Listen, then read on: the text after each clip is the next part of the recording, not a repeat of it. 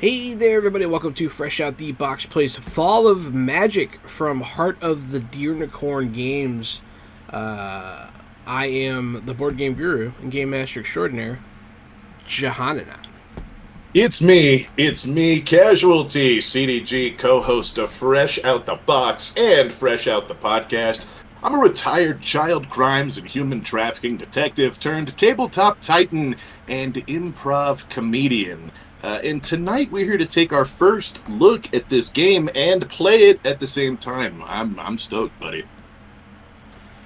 And I'm AD Springer, also known as Corbidian, a variety Twitch streamer, as well as a TTRPG streamer as well. And I am the poor schmuck who's helping us get through this game. I made him do it. How did you wind up there? I asked him very nicely to do it. Sure. he wanted to do it. Can we please play this game? Yes, we please can. So take it away, Master of Ceremonies. But you are not the game master, am I correct? We are all playing.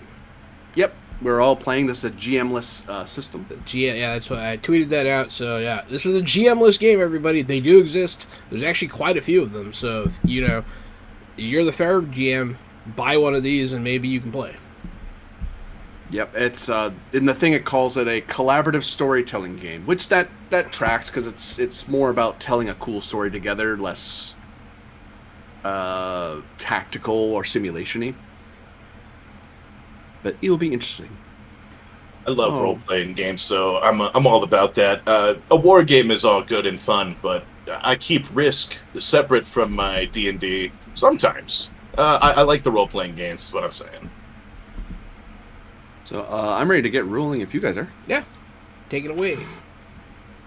So we've sat on the table. We've unfurled the scroll behind us, and we can all see it there. Introduction. Magic is dying, and the Magus is dying with it. We travel together to the realm of Umbra, where magic is born. Each of us chooses a name from the options listed on the map and writes it down on their note card. Each character should have a different name. So they have the list one there. There are some things in the Roll20 we can write into, but if you want to do it on scrap paper, either way works. I'm partial to Moon, if no one else is taking it. I was going to be Moon. I'm just kidding. I like Kabu and Vago. I'll be Caspian, as it is the name of one of my favorite Iranian restaurants. Hey, there you go. It's also the name of one of the 7 seas. I don't know if you are a pirate or if you plan on being a pirate, but you'll have to know them. Yes, it is also one of these. The Caspian Sea, if I'm not mistaken. Yes, the Caspian is the name of the Caspian Sea. You are correct. The river is also the name of a river. Oh yeah, it's the last name of a lot of rivers. I think they share the same lineage. I think the moon's something as well. I don't want to get ahead of myself. I think it has something to do with taking your cheeks out. Oh, okay. I see what you did there. Then each of us chooses a title from the options listed on the map and adds it to their note card. It's fine if players choose the same title. Your title is a combination of a location plus one of the 3 options listed before the location.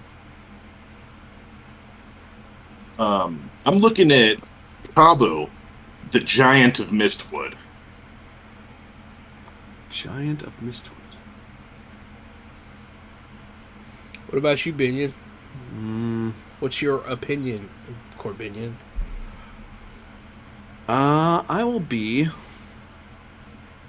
a Knight of Stormguard, I think. Ah, interesting. I will be Caspian. What's that bottom place called?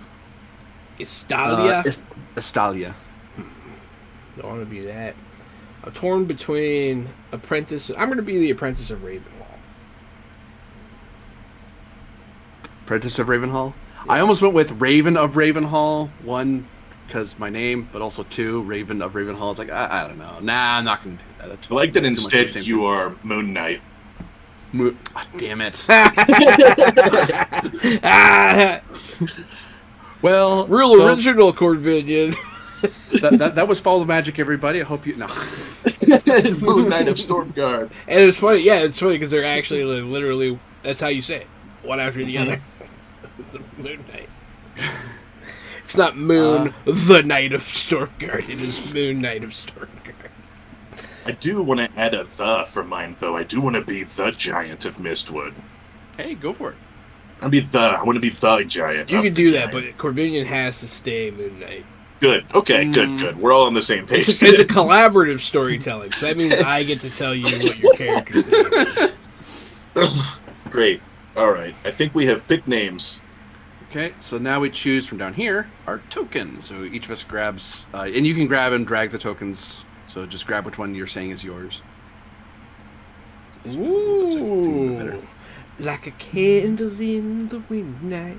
I can't touch In the it. physical version, you would get like metal tokens that are actually pretty nice. But these You have they to got give pretty us- good pictures for the tokens. You have to- Opinion. You have to unlock our permission. We can't move the coins. What? You, Why? Roll 20 says that you haven't given us permission to that layer. you butthole. Oh. No, I'm just kidding. Whoops. Which one do you want? And I'll unlock it. I want the candle. I want the trees. This one Yeah, this and one. this one. Yeah. You want this one or this one? They're very the same to me. I'll take the first one. The one that Oh. doesn't have a scratch in it. One of them's counterclockwise. And Knight, why not? So that goes to Fucking got him. You got roasted, son. duh. So you should be able to move yours around like that. Oh, Yes. yeah. That's mine. It's very nice. And we pick. Borat, really, Jahan? Yeah, what year is this? 2023. Whoops, where am I going? I'm down here. I saw the clip where he calls everyone vanilla face, and I've been dying, for a week now. So I think it just came back for me. And I guess we'll use this one as the Ravenhall emblem, unless the Magus, because the Magus gets his own token. He's the character that we all share, because he's the guy we're all following to help figure out what's wrong. Cool. One Yeah, in the no, book, they usually go with this one, the Raven one, but Raven works for me. I'll make sure all of us can get at it. So everyone should be able to move the Magus around. Duh. Good. Mine. All right, so that's set up. Oh, I think the phrase some people have used when doing what I'm doing is facilitate. Because I'm not GMing, I'm just the guy who's reading the scroll. When you orchestrate a money drop for a kidnapping. Exactly like that. You're a We've all, facilitator. we've all done that half a dozen times or more, so we're all familiar Yeah, with that fair. reference. For legal purposes, I'm not. Yeah, that's right. Corbinian is in no way part of the kidnappings that the three of us perpetrate. It does sound like I know some terminology, huh? It's not good. You have an excuse, Gary. I don't. Yeah, all the kidnappings. I watch too many movies, is all. I just kidnapped too many people. No, there you go. So, in Fall of Magic, we take turns, one at a time, telling a small part of the story. During your turn, other players can contribute ideas, make suggestions, act out other characters, but you're the one who gets final say on what happens during your turn. And we also get final say over what is true about our own character. So, first, we read off this bit. Well, I did. I already read that bit. I already did that part. So I should unfurl the scroll so we can see more of it. Reveal. Reveille. It's a wizard spell.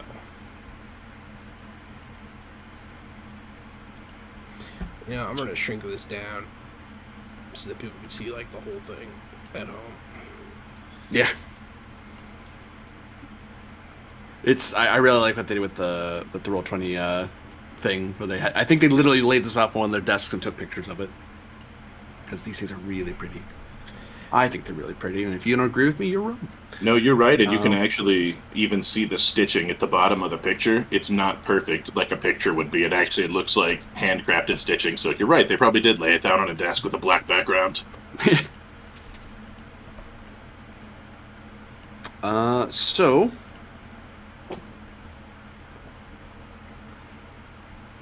we move the Magus to Ravenhall, which is where our journey starts. What? And what you do is you pull your... who should go first in this? You. 'Cause I can describe it for someone else, but I could do it as well to start. You do it. Let's see. Because I hate you. Whoa. I thought he was asking who would face the river first, and I was like, I will do it. I will face the river. But I don't want to read the thing. So on your turn, like it is now mine, I move my token to where I'm going. So I'm going to the Great Hall, and I now describe the scene from the perspective of my character. What is it like? What do I see and hear? What's going on? What am I thinking, feeling? That sort of thing. Underneath it, each of them, there's a little prompt. At some point during the scene, that prompt has to come up before my turn ends.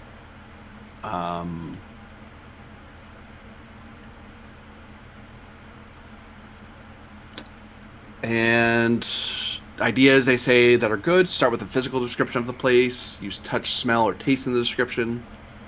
Ask lots of questions. Rather, you guys can ask me lots of questions, so if I leave a blank, feel free to just jump in and go, hey, so what about this? What about that?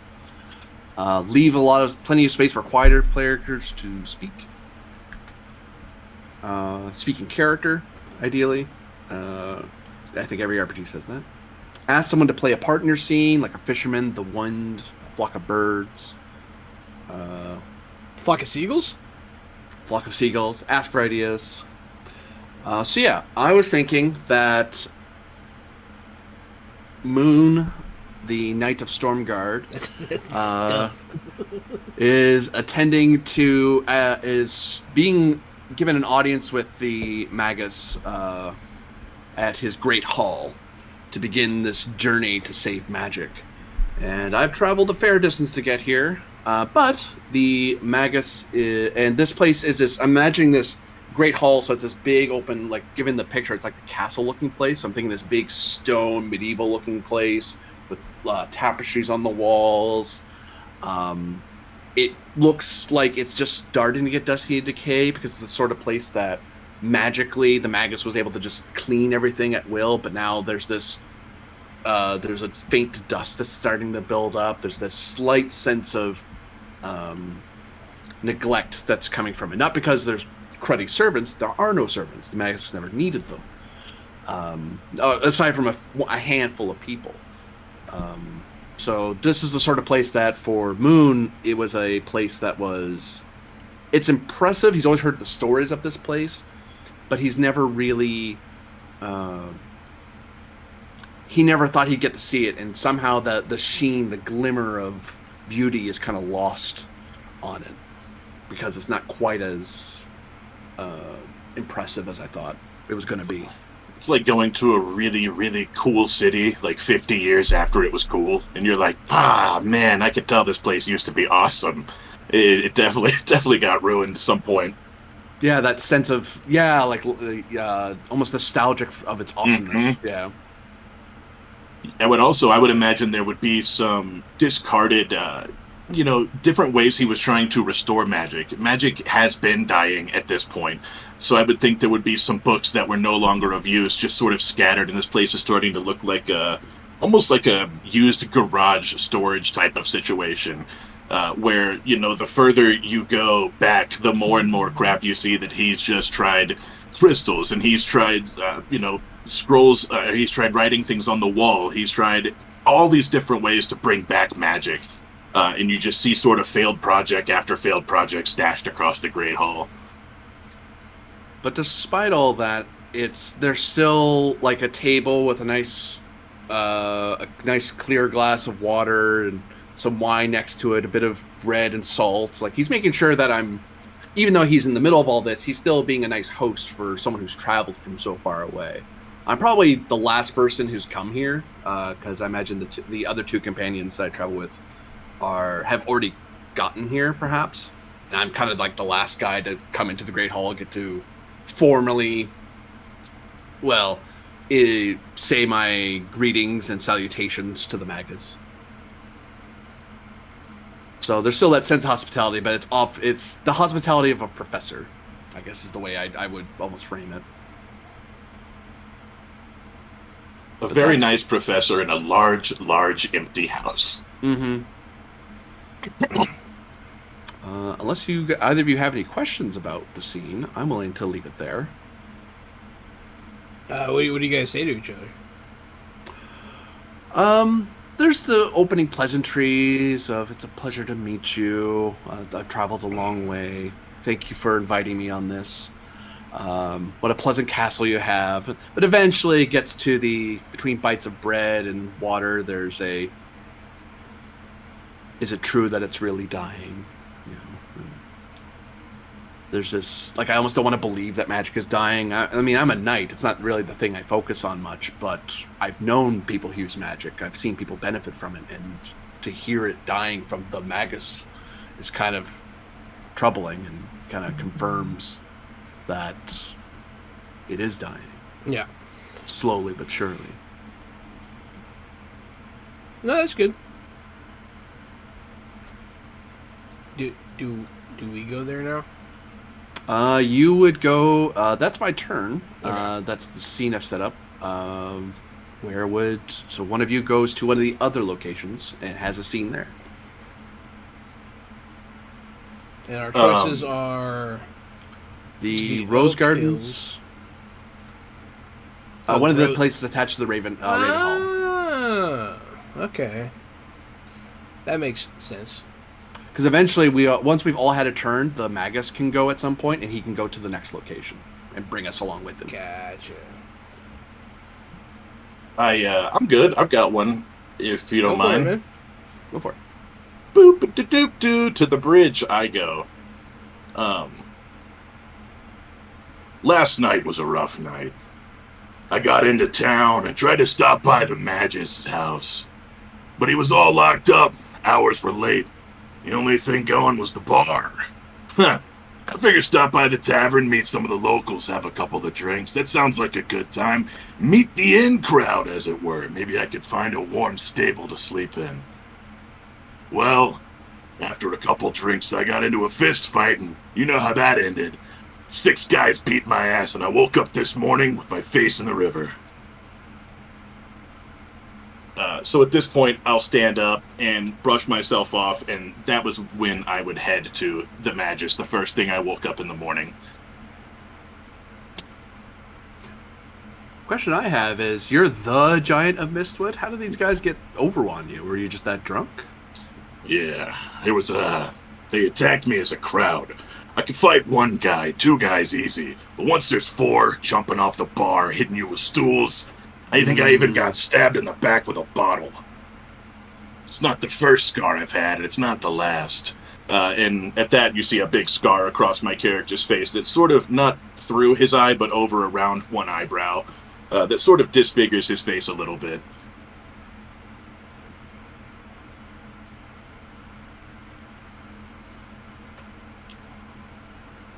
And then that's it. Yeah, I think so, unless you guys have any questions about the river or what's going on, what else? But yeah, that's it for me. Is it a clean river, or is it dirty? It is bold as balls. I don't think you set the season, so I will, since we're outside. It's winter, and the river is running with rapids, but it is freezing ice-cold water. And so I was tossed over the bridge and sort of woke up on the island in between both sides of the bridge where the one beam is at. So first thing I have to do is wade across this freezing cold river. So I come up walking through snow, just drenched, covered wet. I've got layers of pelts on, and I stand a good 1 or 2 feet taller than the tallest guy you've ever seen. And just like Andre the Giant, my guy suffered at some point from giantism, and I have very large hands, very large fingers, a big booming voice. My guy is a giant, not just a large man. Sounds like a very sobering dunk in the water. Yeah, and it's probably not the first time. I think that my character would have been on some posters in the past. You guys may recognize him from some wanted posters, but they never would have been for any serious crimes. Maybe for some light highwayman business for being the guy with the club. I gotcha. What does the bridge look like? It is gray stone, and it doesn't have a top over it. It's wide enough to have two carts go side by side, so maybe about 20 feet wide. It's a great grand stone bridge with, like I said, a connecting beam in the middle that goes down to a small island, and raging water that rages even in winter, so you know it rages pretty much all year long. I would think if you look downstream from this river, you would see some river water mills that powered this town. Is Ravenhall on the island, or is the town on the island? No. The island, it's like hardly an island. It's like a spit of land that would be where they built the connector for the bridge. Okay, I see what you're saying. Yeah. Cool. So now I go. Yep. Okay. I'm gonna go to scrying pool. Do these words mean anything? Or just like The ones up there? You have to use those words in this one? your story. Oh, you So do? you use these words for scrying pool.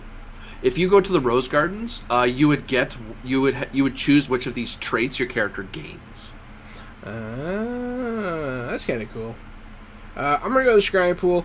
I am the apprentice of Ravenhall, so I've always wanted to learn magic, but it's going away, and I have trouble accepting that. So I am at the scrying pool, trying to find a solution, fruitlessly.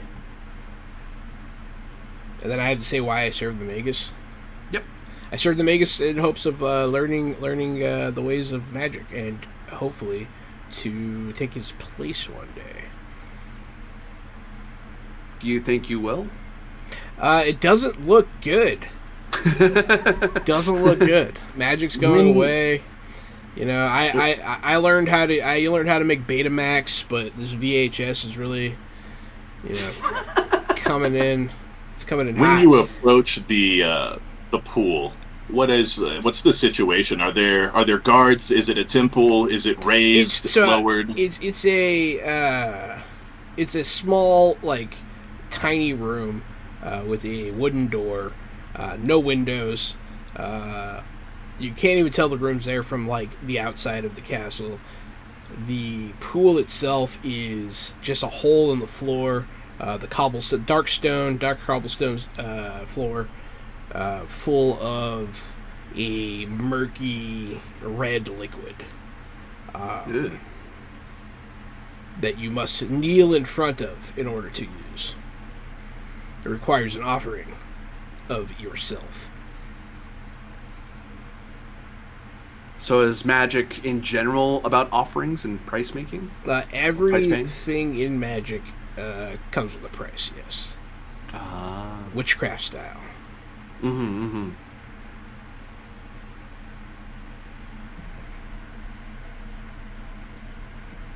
But yeah, I look. So you kneel before this dark pool and you ask it if you are going to replace the mages. I ask it how to stop magic from dying. Okay. And it only shows me the Magus, and that infuriates me. It's not very helpful. I would actually almost add, if you want, that you might hear a whisper of the Umbra. Oh, is that a thing? Yeah, because that's where he's trying to go, I think. Oh, well, in that case, then yeah, it'll tell me to go to the Umbra. Oh, I see the Umbra part. Yeah. I see the getting the Magus to the Umbra happening. But I have companions I do not know. Companions that I don't really particularly, on first appearances, care to know. But hopefully they will be good companions. It seems that we get there, so... We managed not to die getting to Ravenhall, so that's a plus. One of you's only got one arm, though. When we get there. I'm sure it's easy to tell which one of us it is. It's either the giant... It could even be me. I don't know. No, that's exactly how dreams are. You can't even know who's who in a dream sometimes. I'm actually willing to take that on, that it's that the Moon Knight, as it were, is he doesn't have his right arm. He's actually you want to be missing your arm already? Yeah, he's already missing it. Okay. It's one of those. He just fights one-handed with his left hand. You took a future amputation onto yourself. I like it. Oh, It's yeah. and there's perhaps a sense of wanting magic to work because that could maybe return my arm someday, but I don't know that there's a price like you do. It's like, getting an arm? It's going to cost you a leg. How do you feel about your left leg? Yeah. I didn't say whose. Just said it's going to cost you a leg. Yeah. So am I correct in assuming that the Magus will sally forth into the Oak Hills? So at this point, once everyone's taken a turn, at this point we either do another round of someone else can go to another location, like the Menagerie of the Rose Gardens, and have another scene there, or they can say, I'm moving the Magus to the next location. Do we have to stay in turn order for this? Nope. It's whatever we agree on. But hey, if you want to move the Magus, I will. I'm fine with moving on. There's lots here to do. There's lots here to do. I might like to pick up the Fierce bonus. Be beautiful. I might like to pick up Fierce. You're just like a They're giant even legendary. You're a giant Rico Suave. You're just like all handsome.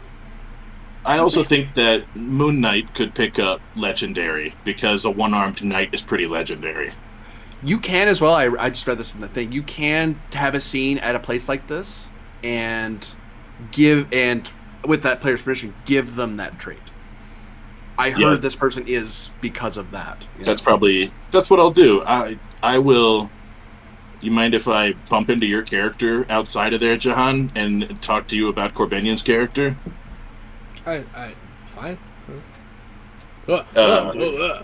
So down the street, you see, amongst the hustle and bustle of the crowd, people pulling carts and moving barrels and up to their daily work. And towering above the crowd, you see this massive giant of a man walking down the street with a large smile on his face, just sort of bebopping along, looking at the rose gardens, and then makes eye contact with you. And sort of tilts his head after a while, like, well, this guy's not about the general hubbub of business. I wonder what he's doing here. And I'll approach you. Hello! Hello. I'm Kabu, the Giant of Mistwood. Perhaps you have heard of me. I have indeed. Yes, I was summoned forth here by the Magus. And I believe, looking at you, maybe you were too. You don't look quite like the rest of the riffraff around this place. Yes, I am Caspian, the apprentice of Ravenhall, so I am already in the employ of the Magus. An apprentice? Great! You'll be master in no time. Come, walk with me. And I'll walk into the Rose Garden. We are still, however, missing one more. I do not know who it is, but I know we must have three. You have not heard. Word last night at the tavern was, it's the one-armed knight, Moon.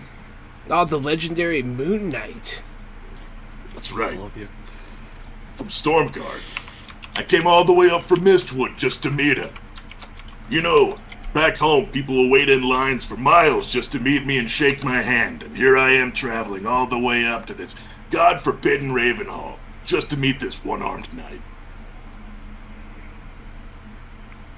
No offense to your hometown. Oh, I'm not from here. Are you imagining like a castle town around Ravenhall as well? Like there's the castle of Ravenhall itself, and then there's like there's a bridge, and then there's like this castle town around it where there's the Rose Garden and the tavern and all that. I was imagining the Rose Garden itself would be closer to Ravenhall because it's such a nice and expensive thing to maintain that it wouldn't be in the town part. But I did imagine towns and streets and hustle and bustle, not just sort of this quiet town, but a really populated town. And of course, I think the next thing, I said earlier it was winter, but the Oak Hills say it's the ending of summer. So maybe it's spring right now. Maybe That's it's not when we freezing get cold. there, though. That's true. It could take a long time. It'd take a long Maybe time. it takes all of winter until summer to get to Oak Hills. Maybe we're frozen in because this town is so cold and we have to wait to leave. Okay, I'm okay with it. Still being I kind winter. of saw the Ravenhall as this like alone place that was like forgotten, but it can be an alone place that's forgotten right outside of a town. Like people just don't pay it any mind anymore. Oh, it's a castle that was sort It's of a castle, and like people just like they don't talk about it. You know, they think it's haunted, and like they don't even know anyone lives there anymore. It's overgrown, except for the Rose Garden, which is or even an split overgrown. difference. This could be an overgrown, twisted, terrifying rose garden as well. The magic wears over time. This rose garden becomes more and more wild. And I would like to point that out as my character too. The only thing that worries me about magic going away is there's magic in everything. Magic in the plants, in the earth. Magic inside of each one of us. Every meal we eat, every emotion we feel. Without magic, we could all die. That is true. We do not know what would happen in a world without magic. It could kill us all, but I don't think that'll happen. It'll just be a duller, more colorless world. As you say that, I grab one of the roses and it just kind of falls apart in my hand. This dull red rose, just fragile, dry. I'm like, Begin to happen already. Let's go meet this one-armed knight. See if he's all they say. And then we meet you. And you only got one arm. And you're also a knight. Yeah, I imagine dressed in a, there's the breastplate and probably has a hook on his right hip where he can kind of hang his helmet. Just not riding or anything like that. His sword kind of on his left hip, so he draws from there. And there is an obvious, but his arm's been gone for so long, like since it's legendary, there's like, instead of like it being an obvious like gap in the armor over on his right side, the armor is just curved over that part. Like they built the armor he gets has that in mind, since it's something suffered so long. But he doesn't seem to wear the injury poorly. He just kind of walks up through the roses. Hello, good morning. One-armed knight. It's a pleasure to make your acquaintance. I'm Gabu, the giant of Mistwood. And I reach out this massive hand to shake your good hand. I'll reach out my left to shake your left.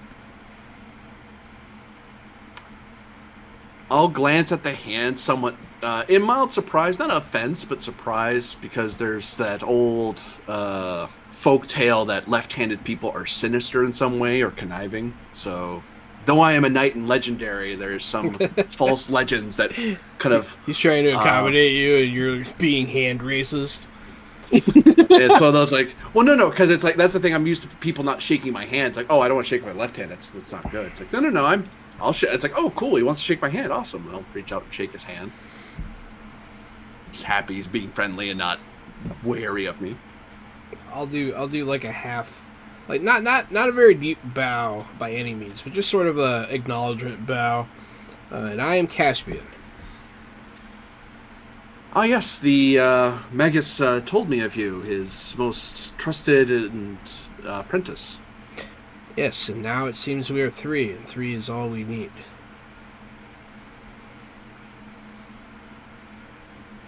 What is that candle you have on your clothing, Sir Giant? The tree logo. I'm the candle. Sorry, I'm hard of seeing, apparently. The tree, yes. This is the great tree of life from Mistwood. This tree covers the entire borders of our country, from edge to edge. It's the largest tree in the world. It is the largest tree in existence. Are you as tall as it is? Oh, no. No, this tree goes miles and miles. It reaches the sky, and it spreads out across our whole country, like I said. Biggest tree you'd ever see. Perhaps your place is very small. I wasn't aware. Doesn't sound like a magnificent tree, though. I kind of hope we get to see it. Yes, it's all life, we believe, comes from this tree. The mother of all trees. So, you can see why we're scared if magic dies. We think this tree may suffer. Most trees aren't this size naturally. So maybe it's over a magic wellspring. But either way, this is what powers our country and this is our symbol. If we let this tree die, then we fail as a people. The peace must be held. Although I do not have the same spiritual connection to it, my lords back at Stormguard are keenly aware that the peace of our lands may wither, much as these roses and your tree does. Makes me wonder if the peace we hold is magically bound as well. I never considered using magic in politics. Magic does tend to skew the balance to make smaller countries less appealing for the larger. It is possible that once it's removed, the deterrent will go away, yes. I'm almost imagining at this moment as we're talking, the Magus walking up to the three of us as if he sensed that we had gathered in the Rose Garden. I think each of us should say a little bit about who he is, because he's our collective character. He's the guy who drew all of us together. The one thing that sticks out for Moon, I think, is that he's, despite not being noble-blooded or a king or anything like that, he still has this air of respectability about him. Not in that stuffy sense, but it's that even if he's professorial or kind of out in this away place, he does give off this air of someone who's important, someone you need to pay attention to. So that's how we kind of sense him. Mantle of power. I'd like to add that he's well-traveled, and that's why we know who he is down in Mistwood. Mostly we stick to some of the old traditional magic ways and a lot of shamanic magic and nature, things like that.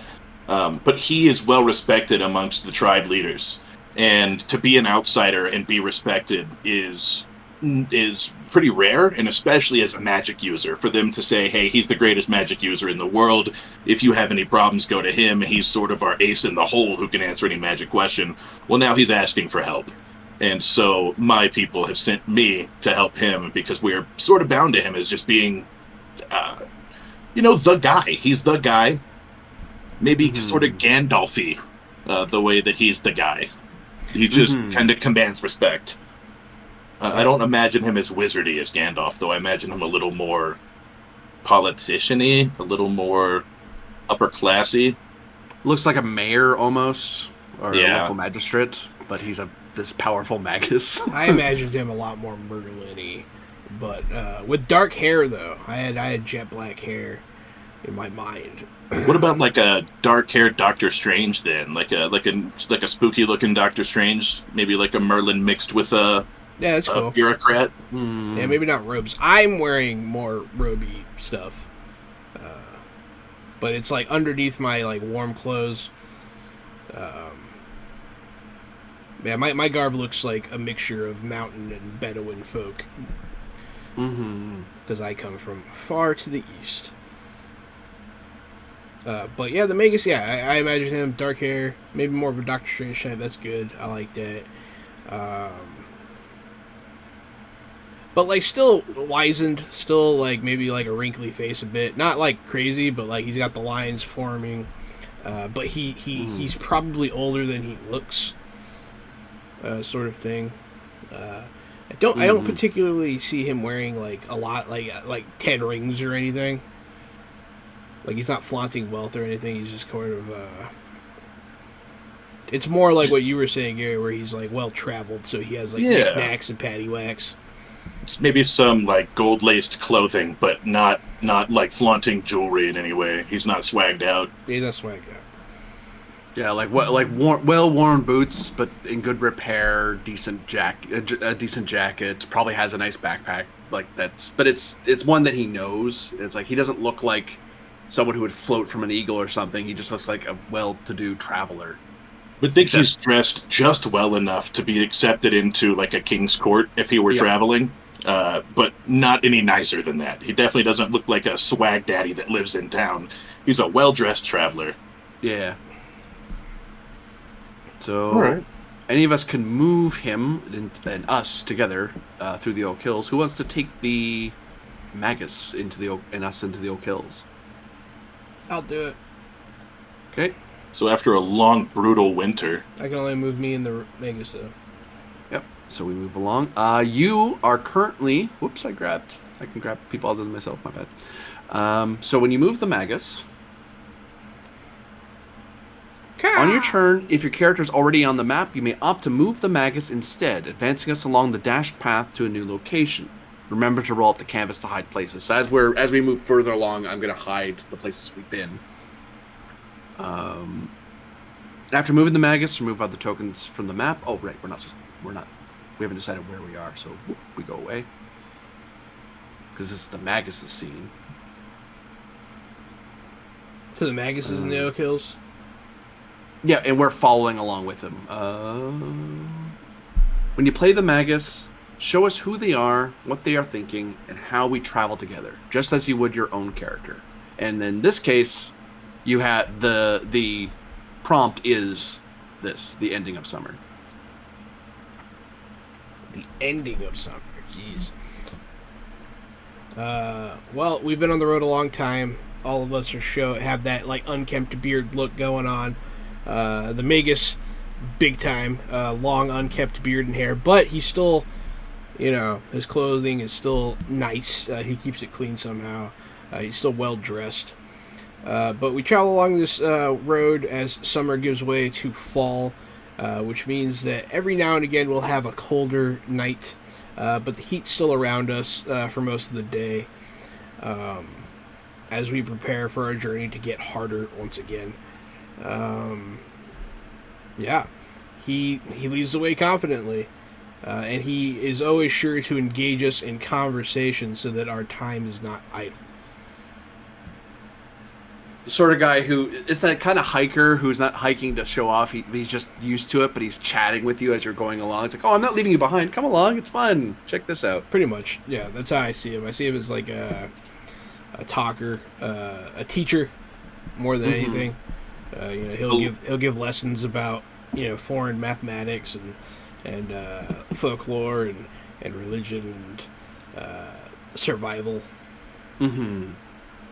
Along this journey, in the first week or so, you can tell whenever I'm starting to get tired because I'm not used to hiking long distances. I'm used to traveling more by cart or carriage or walking small distances, but this hike is hella bad. And you'll notice that when it gets tough on me for the first week, I'll try to pawn it off on the one-armed knight, and repeatedly I ask him over and over, "One-armed knight, have you grown tired yet? Shall we rest for you?" And really it's just me trying to make a break for myself. The knight, although his title would indicate that he would be on horseback, and someone of his title would be expected to have such a thing, he knows that tending a horse and feeding a horse and some of the paths we may need to take may make having a horse difficult. He's opted to stay afoot. You just have 2 coconut shells. No. That's a different RPG. Soon it will be. Yeah, soon it will be. We should play that one. I really look forward to it. You want to play it? All right, cool. Oh, totally. But no, Moon makes a effort to kind of always maintain regalness, but there is a sense of whenever you do offer for like rest, he will find a way to go a little bit. Sure, I could always rest my boots, but he'll never admit openly that he's tired, as if he's trying to maintain that legend that's about him, even though he's just another person. He's just in nicer armor than everybody else. Yeah, and I guess you guys will also notice I don't wear armor. I just have some pretty light clothing and layers of fur. I'm not a heavily armor-clad guy. You're not sure if I have the endurance to hike around in armor like that, especially just because in light clothing I need a couple breaks. Mm-hmm.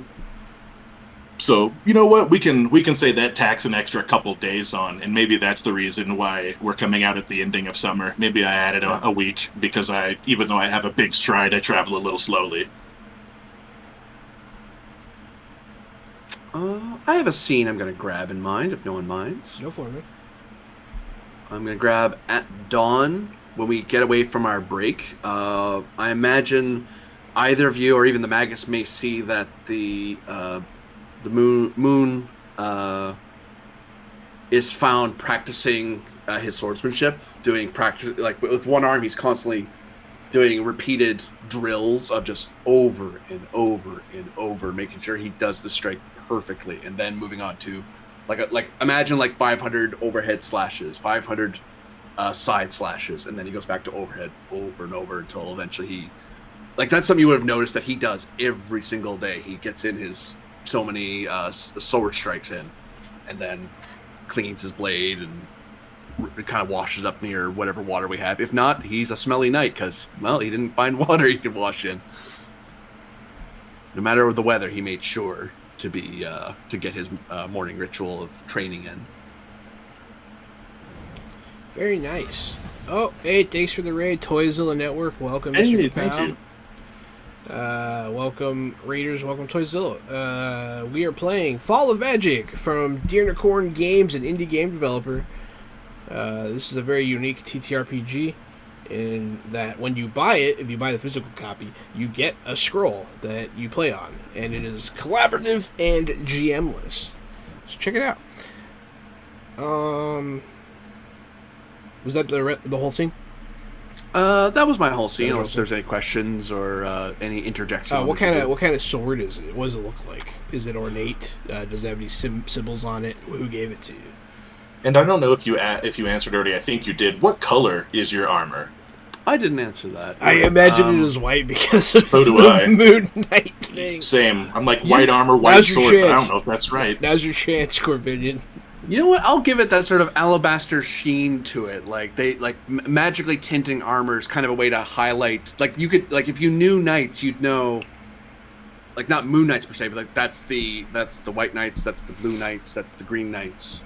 Like you'd know which part of knighthood you were, which order you were part of. So I'm part of the white knights. Which part of the grid do you take your morph from? Which part of the grid you take your morph from? I think that's Power Rangers. Power Rangers trick. Mm-hmm. Oh. They get their power from the grid. No. I only watched the first one. You know, I really thought you would know that. Do you have a cape? Yes. A cloak that I would pull over when it gets cold and stuff. Although it's the sort where you'd have to, you need to be able to pull it closed with one hand because everything about me is being able to do it one-handed. Or one-armed, for that matter. But yeah. I mean, go for it. Oh, no, yeah. If you have more cape stuff, go for it. But I was just reminding you about the sword question. Yes. The sword, I'm imagining it is a long sword that is in a Western style, a rather deep fuller, so a dent in the middle that runs along the length of it. The handle, because I now have Power Rangers on the mind, I'm imagining some very tight wrapping, but whenever you catch it, like you'd see it while it's sitting in my scabbard, you'd see that it kind of catches, in moonlight, it kind of catches a little bit.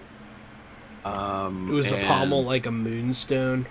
Yeah, that sounds cool, actually. That'd be cool. Like someone may have given, like this, like the sword is that little ornate, but it's a practical, like it's an armed sword. It's meant for fighting. Yeah. But I don't have all my other creatures, like my lance and all this other stuff. But it's like, no, but I must have my sword. Did you make it yourself, or were you gifted it?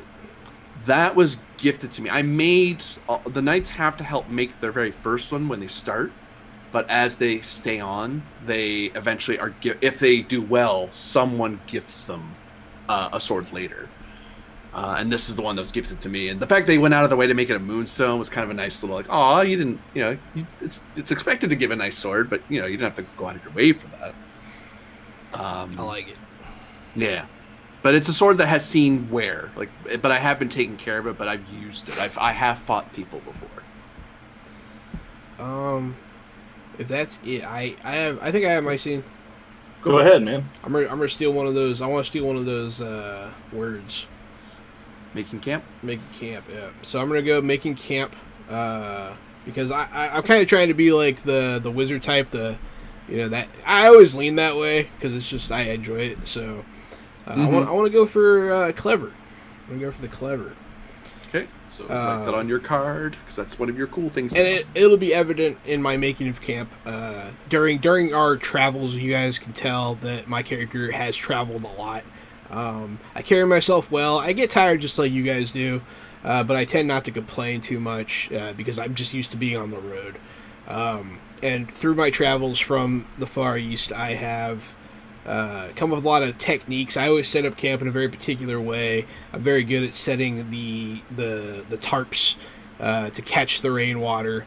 Even when you guys don't think it's gonna rain, I still do it. You see a lot of that kind of mindfulness, and a lot of where I choose for us to make camp.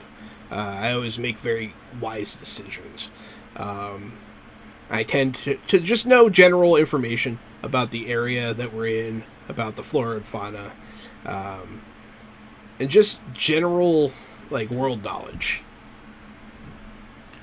Do you find yourself more knowledgeable than the Magus in that sense in traveling? Are you somehow more world traveled than he is? I feel like sometimes I would give the impression that maybe I think I'm smarter than he is, but but like that can't be right, and it's not true.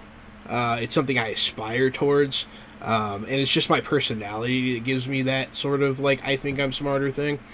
It's not true, I don't actually think I'm smarter.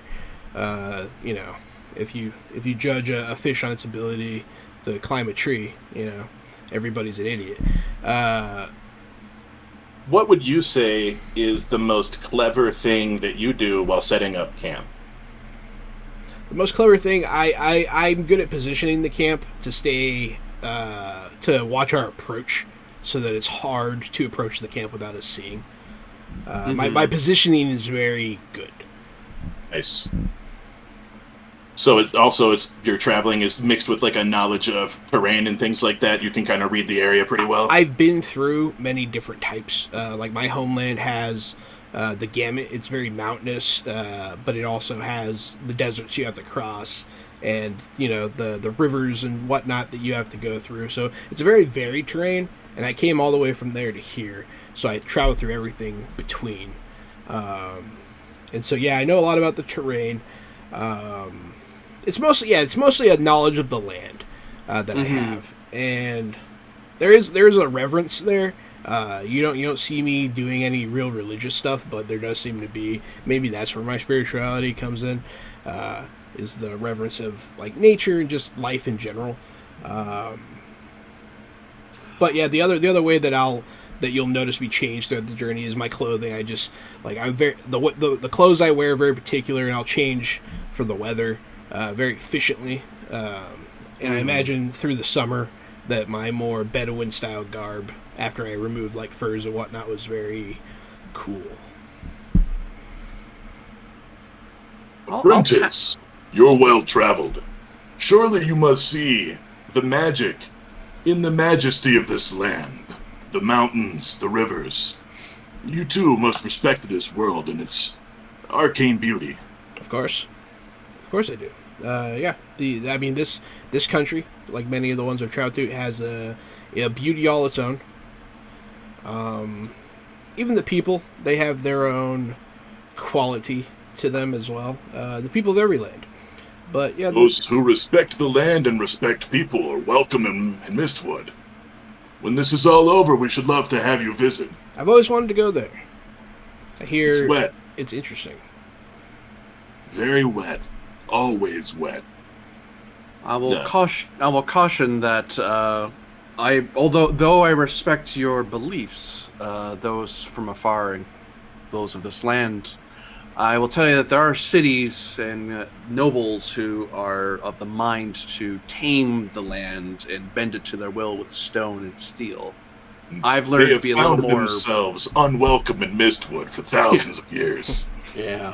Yes, of course, the West has always been slow to adopt the more in ways of nature, ways of the East. That's been the way. That's always been the way. There is a way to modernize without destroying the land, but I guess not if you're a jerk. I don't know. All this talk of Mistwood is wanting me to bring you something, a comfort from my home. And if you're cool with your scene, Jahan, unless you have anything else to add, No, I was just letting you guys tack on. Yeah, you can. Corbinian, is there anything you'd like to do before I try to move on? Okay, cool. So the next scene is by firelight. So I think that this would even be in the same camp and just continuing conversation straight into the next part. I brought you a comfort from my home. One of my favorite foods. And I step away and come back dragging what looks like a 400-pound pig. And I drag it in and bury it next to the fire. And I start shoveling coals on. In the morning, we're going to have some of the best food you've ever had. You've buried the food. You will see. The clever one will see too. You can cook this underground. I have heard of such techniques, but I have never witnessed them. I wrap it in banana leaves and things like that, and cook this pig slow braised underground. In the morning, I'm serving. Notes. I've shown you how it's done. I'm not keeping any secrets from you. This is my old family recipe. This is the way my grandmother would do it, and her grandmother too. Come on, the whole village loves these. And I'll just start shoveling out these tacos in the morning first thing. These sort of pulled pork, soft breaded wrapped meats. They're not all saucy or anything. It's just some delicious tender pork. Oh, that's nice. Yeah, up in Ravenwood, it's too cold to get these kind of pigs. That's the only good thing about traveling this long. The Oak Hills have lots of different wildlife, and that means lots of very different food. For the stuff we don't eat, although I imagine we'll all eat a good chunk of it, but if we ever have extra, we might be able to dry some of this into some sort of jerky.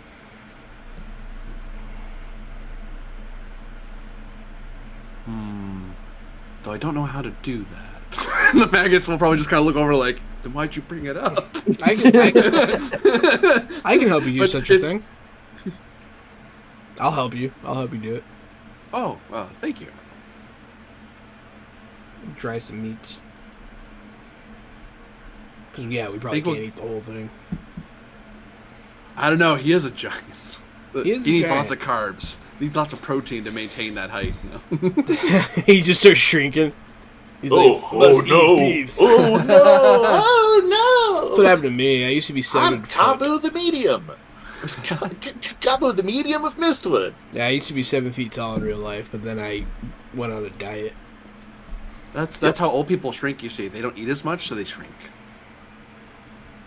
I thought it was just the weight of their sins crushing them down into the earth until they're nothing but salt. That's why you can only trust tall, old people. Yeah. Speaking of tall, old people, does the mages need to head us to Barleytown? I believe so, and maybe you can bring us to Barleytown. I shall put the mages over to Barleytown. Hospitality of the Barley Lord. What can you use barley to make besides bread? You can make beer, right? Beer. Yep, you can make barley beer. All right, barley tea. Whiskey. So these are bread and beer people in my mind. So we're going into gout country now. You can make whiskey, right? Out of barley. So, I think so. As we're headed into Barleytown, which is literally called Barleytown, and we're going to see the Barley Lord, who's called the Barley Lord, we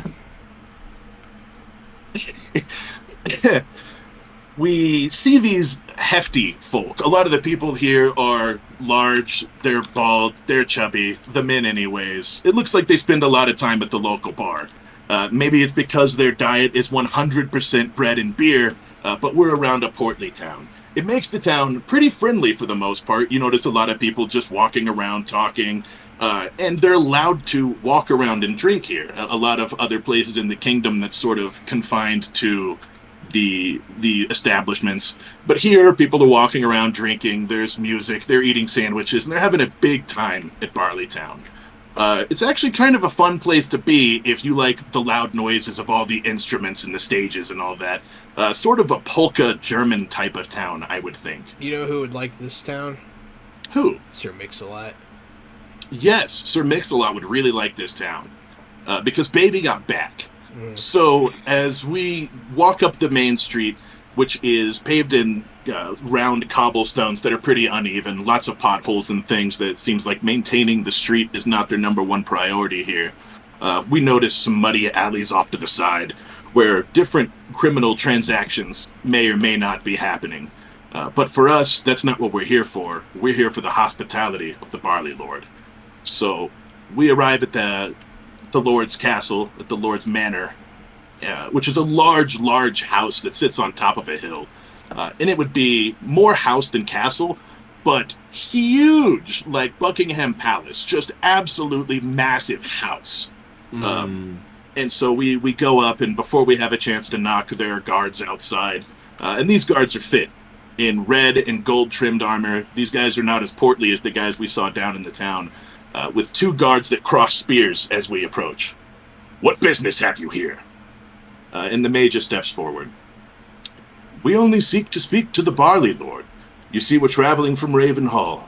We seek the realm of Umbra, and we only stay here just for one night." The guards look at each other. One knocks on the door, swoop, and a little door thing slides open. One whispers something to a servant who goes inside. As we wait, it starts to rain. Just a little. We're there for about 3 minutes, 7 minutes. And just as we're properly drenched, they open the doors and let us in. The first thing we see is a very long table. It just maybe long enough for 40 people. And the Barley Lord sits at the end. Whereas the guards were in shape, this guy's twice as large as anybody we saw outside. You're not sure if this guy could stand on his own 2 feet, and if he could, you're not sure how long he could do it. As this obese lord sits at the edge of the table, just eating bread, crumbs all over him. Come in, sit down, enjoy the hospitality of the Barley Lord. We have rooms for you. We've heard of your travels, and we seek to help the mages however we can."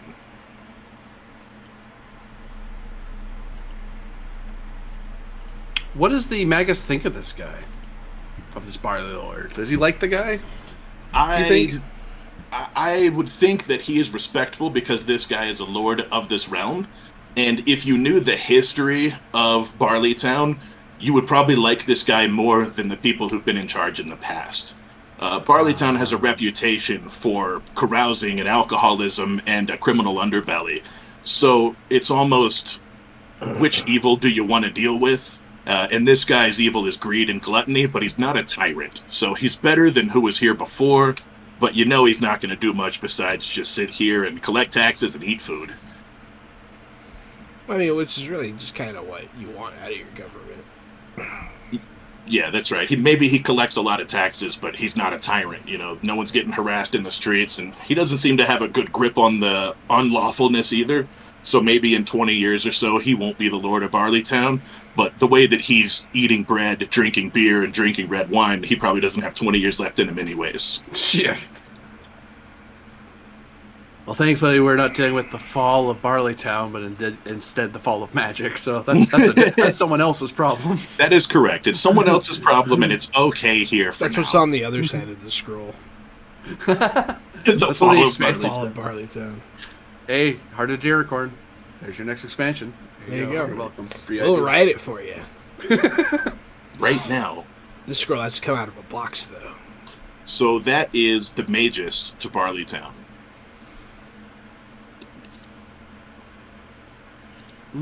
I have a idea. Yeah, would you like to add anything, change anything, Jahan or Corbinian? You're going... dog?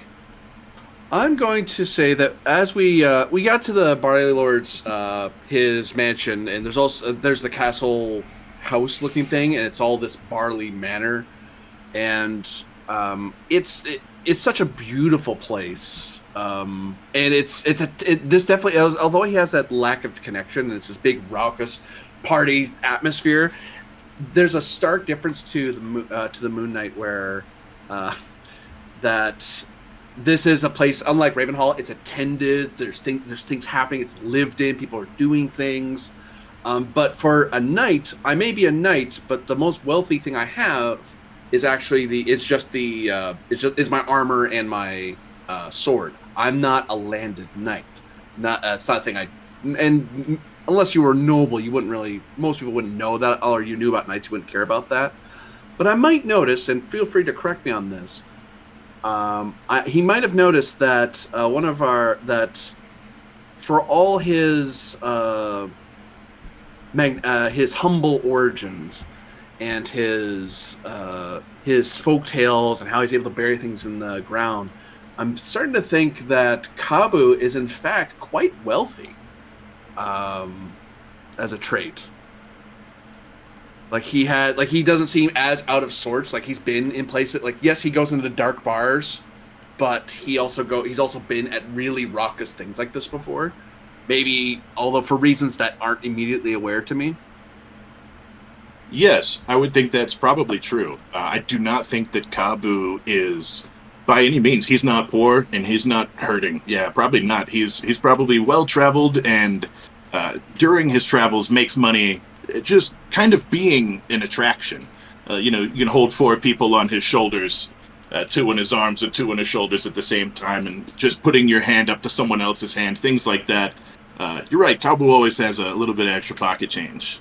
Like, you're not a lord of any one place or even your own hometown. It's like, no, but I have more money than your average traveler should have. I would think Kabu the Giant might be a local celebrity. Everyone in Mistwood would know him, and some of the people from the neighboring countries would have traveled to see him or would have met him when he traveled there. So I would say that the Moon kind of has this discomfort in this area. He's used to being one of the guards on the wall in a place like this, not a guy who's... And really, I'm benefiting from this, being with the maggots and traveling with him and traveling with you guys. And I'm like, oh, I get to sit down and eat. I don't have to stand guard. I don't have to do patrols or anything. Oh, I can just eat. All right. You sure you don't need me to? Okay. But looking over at Kabu, it's like, it's another party. It's just a party at a nicer house. Yeah, this totally unfazed. This is not the first time I've been invited back to a noble's manor. People like to invite Kabu to things because he's a giant, and it makes them feel special, and it makes them happy. Until they find the food bill at the end of the night. Oh, God. How much did you eat? All right, so I've added the wealthy tag to my little character sheet. Thank you. I figured all of us should have at least one because we might lose them later. So we might as well have them. Yeah, that's my scene. I was just kind of that was the image I had of us at Barley Manor and enjoying ourselves there. If any questions, I can without any other questions, I'll end the scene there. Yeah, I didn't really have any questions. I'm cool with that. Scene goes to either of you then. You know what you want to do? I almost want to pull Moon into Swine Hill and ask him about the battle that was fought there long ago. Since we're traveling, I heard of this Swine Hill, and I wanted to check it out. I'm not much of a historian. I haven't been to Barleytown before, but Moon's a knight, so I feel like Moon has been taught this stuff. So I heard there's this hill too. Hell yeah. Because that was almost the one I was going to pick. I heard there was a hill where a battle was fought long ago in these lands, but it's hard for me to find any history on it. What was this battle about? Hopefully not just more needless bloodshed. Well, some time ago, not that you could tell it, but this was an area where some of the ranchers of Barleytown, pig farmers, you would see various places all around here, and everyone competed on this sort of thing. Like, barley's the big market here, as obvious from all the food we ate. But when you go out, if you want to make money, you bring the big pigs we saw and from Oak Hills, bring them down to Barleytown, and you'd grow them here. At some point, you got some stiff competition. Some of these pig farmers would cheat at competitions, overfeed, use magic for their pigs, and then people would claim the other guy cheated to get the fists. Fists turns to wood and clubs. Clubs turns to steel, and then the next thing you know, this whole field is awash in pitchforks and fire. Someone said that magic was used, but I think someone just got a little drunk and set something alight. And then you look at this hill, and people know the name, but they don't know the story as to why there are no pig farmers here anymore. People don't even grow barley in here. I didn't hear anyone doing any prayers to this place. No one saying, remembering this. The Knights, we only remember it because it's military history. It's one of the battles that we have to learn because it's one of the big battles of the land. But so much death over some swine. Give the farmers credit, though. They did a lot of devastation with what they had. Seems more like a massacre than a battle. No lines, no flanks, just a bunch of peasants stabbing each other. Brutal. Yeah, it sounds more like a riot than anything.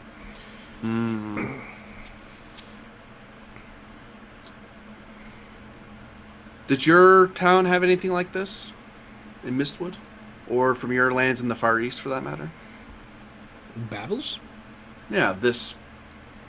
I would say greatness, but that is not the correct word, of this level of butchery. Pardon the pun, I suppose. I mean, sure, my lands are steeped in war just like all the rest. We once conquered many a land, but have since focused on our own borders more so. Mistwood is sort of a land of forgotten things, or things best forgotten. The only history we have is oral storytelling. A lot of the things in the mist are best left in the mist.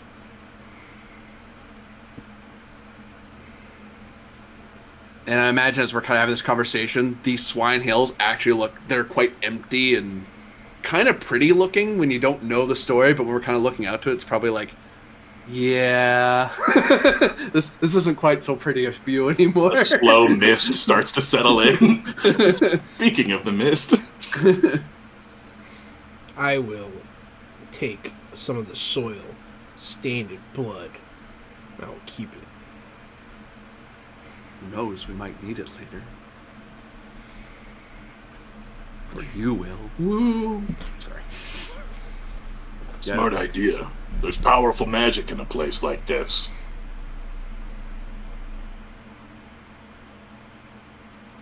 Yes, I agree. I suppose... I don't know. I wasn't quite sure which one of these. None of them really speak to me. So, in that case, I'll simply go to the farmer's market to prepare for the journey ahead, to replenish our rations, to maybe get some things that we're missing, like rope or, a pot or a pan or something that broke on the way here. Maybe I'll get everybody, like, new insoles or something for their shoes. What's the market kind of look like to you? How does it feel to you? It says farmer's market, and that always brings to mind, like, cloth pavilions. Lots of people just selling their personal wares that they made at home, that kind of thing. I imagine it's not too big, but there's probably a good amount of people here. I probably do this in the morning on the next day after we get there before we leave. And there's all kinds of just food stalls and shops and that kind of thing. Would you be gathering like spell components of a sort for your pouch for later sacrifices, like your if I could less find the blood, but... them? I'm sure I would gather like herbs, like dried herbs, that kind of thing. Maybe some sage. Just the basics, because I feel like most people don't really sell that kind of stuff these days because magic's dying. But I'll see what I can find. Maybe I'll pick up a strange curio that I do not understand. I'd like to add a character There's a in, monkey if I spawn. may. Yeah, what? So as you're going through this farmer's market, I mentioned some of those muddy, dark alleyways, and there's a guy in an all-black cloak. You can only see the bottom of his face, and he gives you the, "Psst, hey, come here. Hey, come over here. I'll go over there warily. Look, I'm going to tell you something. If you want a head start in this, go by Matilda's farm. She will give you exactly what you need on your journey." And the guy turns, looks around, and tries to go into the back door of like a butcher shop, but it's closed. He drops the bottle and it smashes on the ground. You could tell that he's just whiskey drunk off his ass. And then he crawls back over the building into a smaller alleyway. And he just lays there motionless. If you go to see where he went, he doesn't actually leave. He just gets out of your line of sight and hopes that you let him go. I'll walk off. And that's the end of that scene. What's up, Penguin? Welcome to the thing. Yo.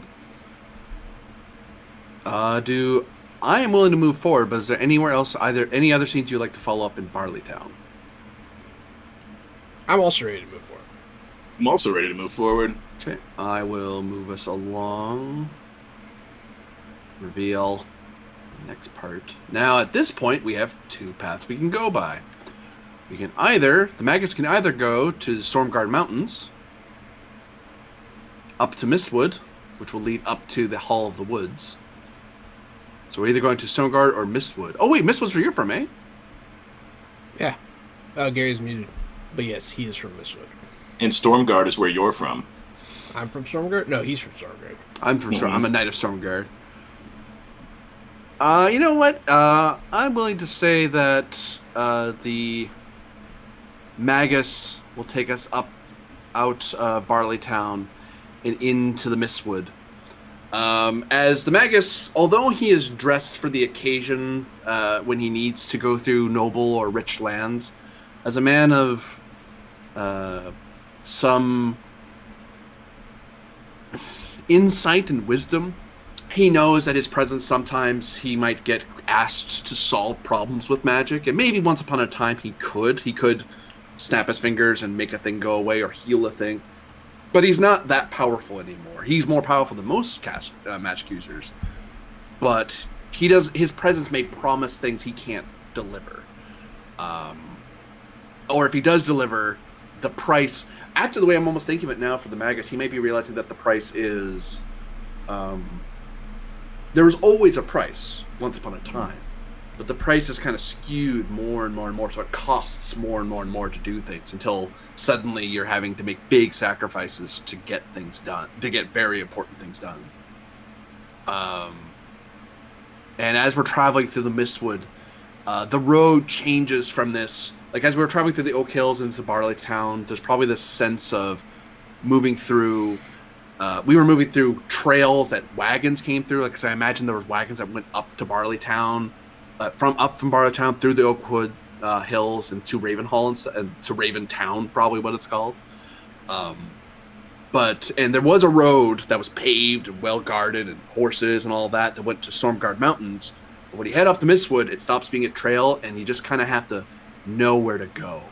It's almost a faint sort of magic where anyone can go to the Mistwood safely, but to travel through it as quickly as one desires, the trail kind of is known to you, and this is sort of an inherent magic that is in the Mistwood, if one knows how to reach into it and pay the price. And I'm not sure what price he would pay. I almost imagine we watched the Magus settle some special golden spices mixed in with precious crushed gems. It just kind of leaves it on an offering on a little stone just as we're entering into the Mistwood before we carry on. And before we even get like further along, if anyone was to look behind, you would see his offering just kind of get whisked away by the wind. They say the ancients tried to map the Mistwoods long ago, but towns don't always stay in the same place in the mist. You just travel 2 days, and you hope you come across the town. That's where it was last time. 2 days travel. Sometimes it's 3, sometimes it's 5.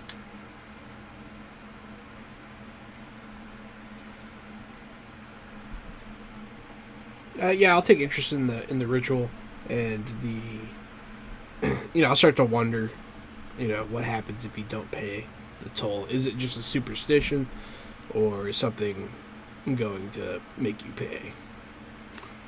It would make the mists are so thick, and I almost coming off this picture. I imagine this mistwood is kind of in a valley of mountains, so it's probably there's probably this very thick mist that crawls over the place. So it is foggy as heck there. The mist kind of goes over the mountains and then just kind of spills into it and just blankets the place. So if you're walking through, you get lost. The woods won't do anything hostile to you per se, but it sucks. Being lost in the woods is fun for all of one day. It's dangerous and deadly at a week when you don't know where you are, where you're going. Yeah, especially when the next town's supposed to be a day travel and it's not there after a day. You're like, crap. In the Mistwoods, sometimes you pack some extra stuff. Did we want to take our break, or did you guys want to play till just do 2 hours? It's up to you guys. I do think that this is a good spot for a break as we come into this mist-covered valley and we're about to descend into the mist. Okay, yeah, we'll take a break and do our typical format, and we'll do that. We will thank you everyone for watching. This is Fall of Magic from Deercorn Games. Check them out. Cool indie devs. Thanks for sending this game, Deercorn. And we got a redeemed NPC. I'll read it when we get back, Penguin. Yes. Tennessee Top Hat. Okay. We're about to meet Tennessee Top Hat in the Misty Mountains. Is that what's happening? That's what's going to happen. All right. Thanks everyone for watching. We'll be right back. See you soon.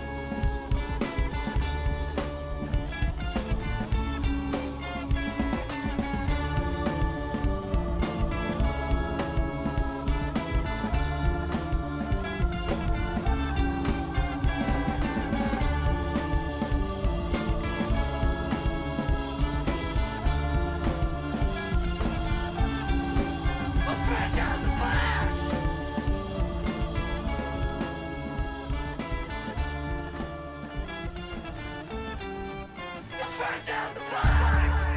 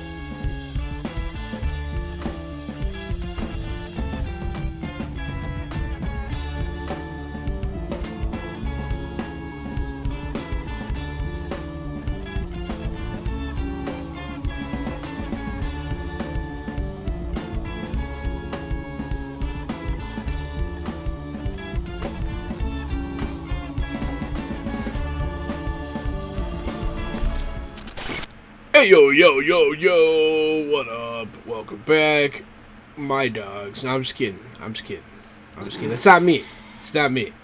Hey, welcome back to Fresh Out the Box Plays Fall of Magic from Deercorn Games. I am still Johanan, and I'm cool as shit. I'm awesome. I'm so cool. I'm not cool. I'm not very cool. Yo, yo, yo, what is up, my dogs? It is me, Casualty CDG, and it is me, and I am that guy who does that. So welcome back. I'm AD Springer, also known as Corbidian, variety Twitch streamer, and who does video games, a variety, and I screwed up my intro, but don't worry about it, and TTRPGs, like this one. You should have stuck with the yo, yo, yo, my dog. It was tried and tested. In the 90s. Oh, Get wrecked, weeb. No. it's almost like that's when I grew up or something. Hey, why am I being kicked from the channel? Oh, no. No. Oh, no. Okay, so we missed Wooded, and how the road changes. So now do we Hall of the Woods? Oh, no, we still have... No, so we Forging all need Moonlight. a scene on Mistwood. Oh, okay. I didn't see those scenes there. I thought that was part of Stormguard. Okay, cool. Yeah, actually, the thing I was going to ask, I think this is where... Because the one thing you added about Mistwood, not that we knew it until we unfurled the scroll, is you made Mistwood not just a forest in a valley, you put a village in there. So almost like a hidden... Mhm. I'm almost imagining a hidden village thing with this really And cool... also a giant tree. A huge tree that reaches out for miles. So there's a great tree somewhere in this valley. Hey, there it is. I found it. You found it, did you? It's right there, the big one. I found it. And it's on fire. Oh, no! Take that, God. That's the only reason I actually play fantasy games, is because I want to punch gods in the face. I like Kratos, but they didn't really do anything to me. I just don't like them. Can't even call that spite at that point. You're just a jerk. Hey, whoa. Hey, Kratos had a reason. Hey, some of those gods kill babies, alright? It's not why I'm doing this. I'm just saying. So who wants to fire off a scene first? Did you want to do your thing, Gary, that you were talking about? That's in the next section. I thought that was here. No, the hall is in the Hall of the Woods. I thought you were doing it at the crossing. No. You said what? Why we must stay, not who holds us back. Okay, cool. Correct, yeah. I'll in that grab case, Ford. I'll. Oh, go for it. Oh, I can do it.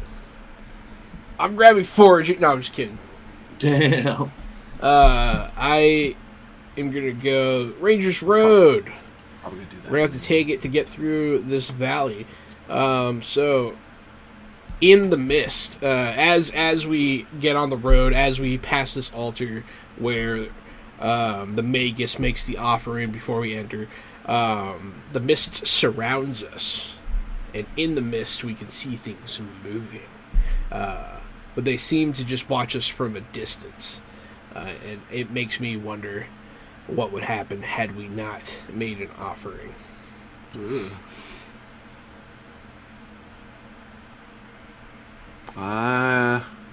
Everyone's seeing that, right?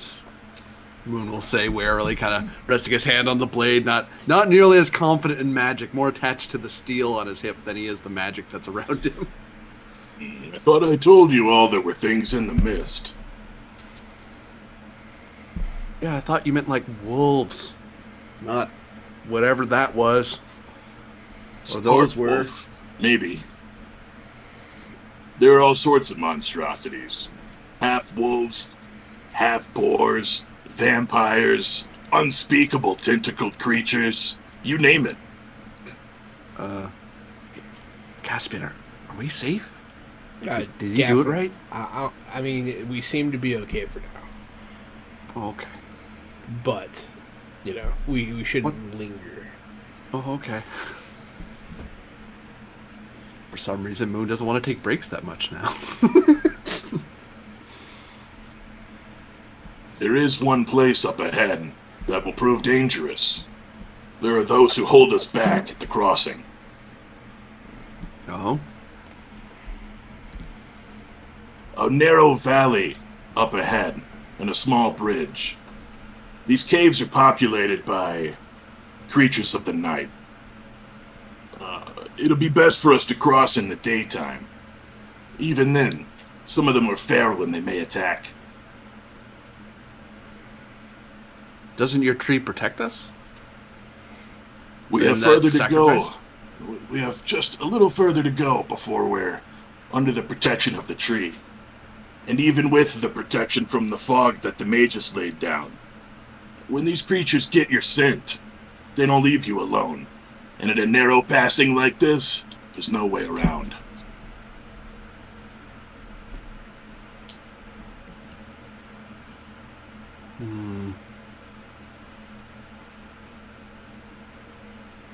Well, let's not dilly-dally then. So we harry forth. Don't you have to do a scene? Yeah, I do. Foraging is not it. I'll go with by moonlight. Ooh, you're gonna have a memory of home.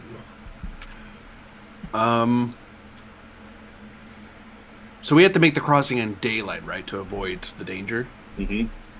So once we've gotten past that, or maybe the night before. Let's go with the night before. The night before we do the crossing, the moon is full and bright, and the whole mist just alights for a bit. And for the briefest of moments, I can almost see movement in that crossing that you warned us of. And from that light, I can see a sort of outline of what looks like Stormguard Castle, where I was trained. The sort of looming growth from the, or like how you see, like when you look at clouds and you see like a shape, except it seems to be in this fog. And I can see that in this place, in this mist, even though I don't see stone and steel, I can sense that this is a place that is fortified from outsiders. If this place didn't want us here, it would make us not be here anymore. Which is oddly comforting because I can understand that sentiment. If failing to understand how it's doing that, and if it will be able to do that, should magic truly die.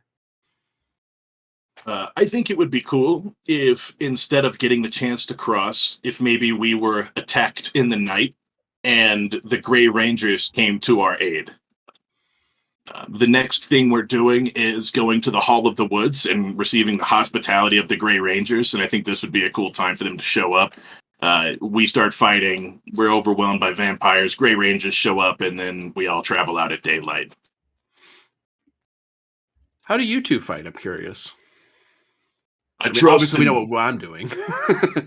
I trust in the great earth to provide. And you'll notice that when I fight, I'll just grab a branch and smash somebody with it. I'll pick a rock up off the ground, or I'll just throw somebody like off of a hill. I use the terrain to my advantage and the things around me. I tend not to fight, but I do have my short blade here, and I can produce some minor magical effects. Nothing like what the Magus can do, but I'll probably be keeping my sword. I seem to be more. I'll be more concerned with like trying to guard Caspian, because I can tell that you might have a harder time defending yourself from attacks. So it looks like I'm a knight that doesn't charge forward and slash in. It's more of I find someone I'm supposed to stick to, and that's the person. My sword acts is sort of a shield I use to defend other people, to allow them to attack out or to let them retreat back. You see me give a vampire a big boot, and I stab a tree straight through its chest. Oh, these are night spawn! Wooden stakes to the heart ought to do the trick. And what are these Grey Rangers? What are they doing to save our necks? So, as we're getting attacked by these night spawn and kind of retreating a little bit more into our camp, through the clouds, we would hear these maybe whistling arrows. It's like as they come down, and full wooden arrows, right? So they don't have a tip, but they're sharpened, so they are wooden stakes. And thwip, thwip, thwip, the vampire's just getting hit through the fog as these, I want to say 6 or 7 rangers in gray cloaks come down. Mix of male and female, and one rides down on a horse, and she will be the leader, the captain of the Gray Rangers. And she'll approach us on horse and say, Kabu, what are you doing in these parts? Traveling through with my friends. You know, this is not a safe place to travel. The next thing coming up is, the pass can be very dangerous. Yes, I told my friends we could pass with ease during daylight. That's not the case anymore. The fog is so heavy that these creatures can even roam during the daytime. This valley's becoming more dangerous. Let's head back up to the hall, where we can talk more there where it's safe. Lead the way.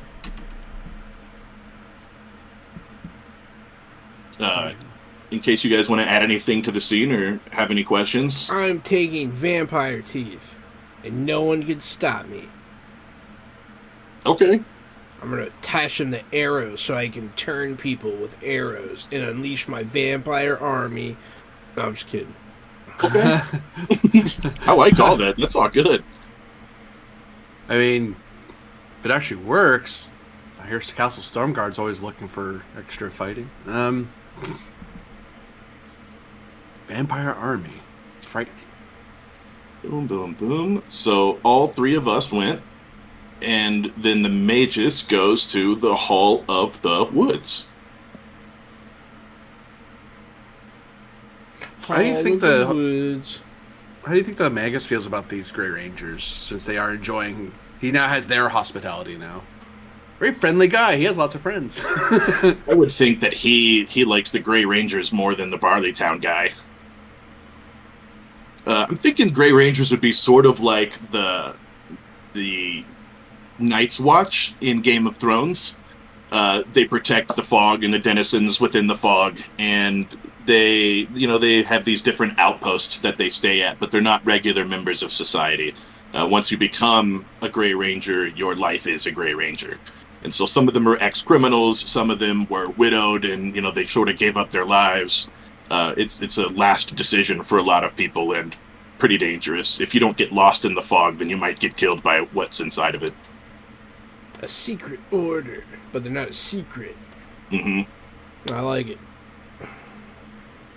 I'm here for it. And rumor has it, and maybe it's a rumor and maybe it's true, but rumor has it that this order drinks something when they become Grey Wardens that allows them to see through the fog further than the rest of us. Not completely, but that's how they make those arrow shots through such dense fog, is they're not as obscured as the rest of us. Mm-hmm. That makes sense.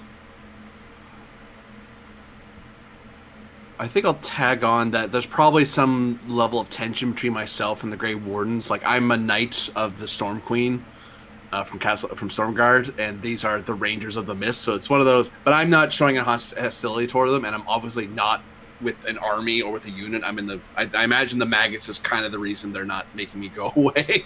Yeah, you I'm might with have him. this strange relationship where to them, you're not one of us, but I'm from here, and the Magus is always welcome, and so is his apprentice. So Yeah. you're kind of the one that, like, if they had to pick one, like, you're not supposed to be here, but since you're with all these people, they're pretty dope. Yes, also in contrast to the last town we were in, that was Barleytown, where it was lively with music and people walking around and drinking and eating food on the streets and just having a good time. The Hall of the Woods is very desolate. There's not a town around here. There is no hubbub. There are no carts, no people, no music. It's just the 6 Great Rangers. And they sit around a table. There are probably 3 or 4 more Grey Rangers that are out on patrol. And they feed a fire. They have to keep the fire going all day. So all we hear is the crackling sound of fire and the silence of the Grey Rangers. What do they drink to make their eyes work? What do they drink to make their eyes work? Is it vampire blood? It's going to have to be. I'm a very big fan of the Dragon Age series and the Grey Wardens, so I think it's going to have to be some Nightspawn blood. And that makes sense for the sacrifice thing, because that's their, like, they have to drink a certain amount of blood, or they're sacrificing a little bit of themselves or their soul. Yeah, so to maybe there's a get that tension power.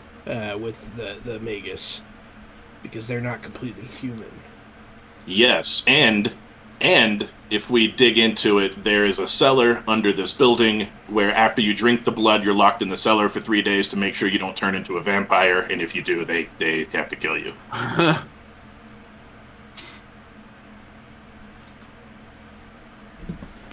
Penguin. We haven't done the new NPC yet, but yes, Tennessee Top Hat is coming. I know where he's going. I see on the map where he's going. He's a coming. I mean, so you know what you're doing. You want to do your thing? Yes. Though this place didn't turn out quite as I had envisioned it. I thought it would be a lot livelier location. So, maybe the reason that these Grey Wardens, one of the reasons they're so quiet right now, is because they're a little upset that they have to host an event. The same way that the U.S. military hosts events, sending different entertainment gigs to bases. Somebody over the Grey Wardens hundreds of years ago thought it was a good idea to send events to the Grey Wardens every now and then to raise morale. So they don't particularly like the events, and they're not interested. Sometimes it's like a workshop where they have to learn about self-care and respect. Sometimes it's like a bard who comes and sings tales and plays songs. And so it is some form of entertainment for them, even though they find it a bit of a hassle. And we just happen to show up a week before they have to host an event. And so we will be in this building the same time as the event comes through. This event is a bit of a carnival and a sideshow. It's feats of strength. It is people shooting arrows, throwing darts with incredible accuracy. It's the world's fastest man. And so a lot of these people coming, I know. And so for me, it is going to be, I'm going to pick the hall as my location. And it's going to be why we must stay. Once I know that they're hosting this event.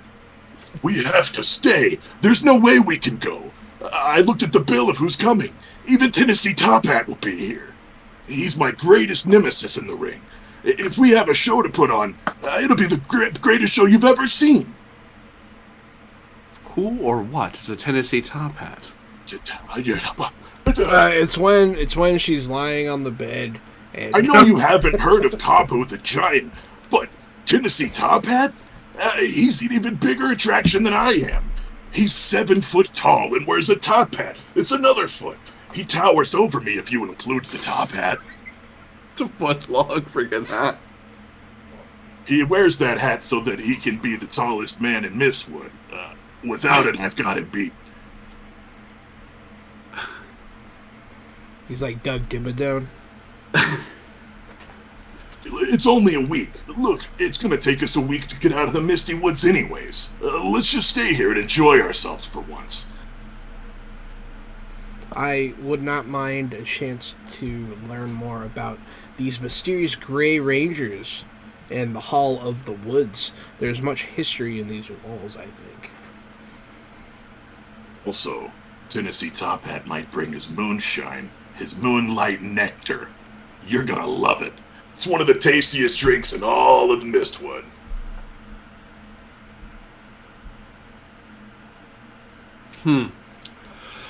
Well, if we are to stay, we might as well stay and take what joy we can.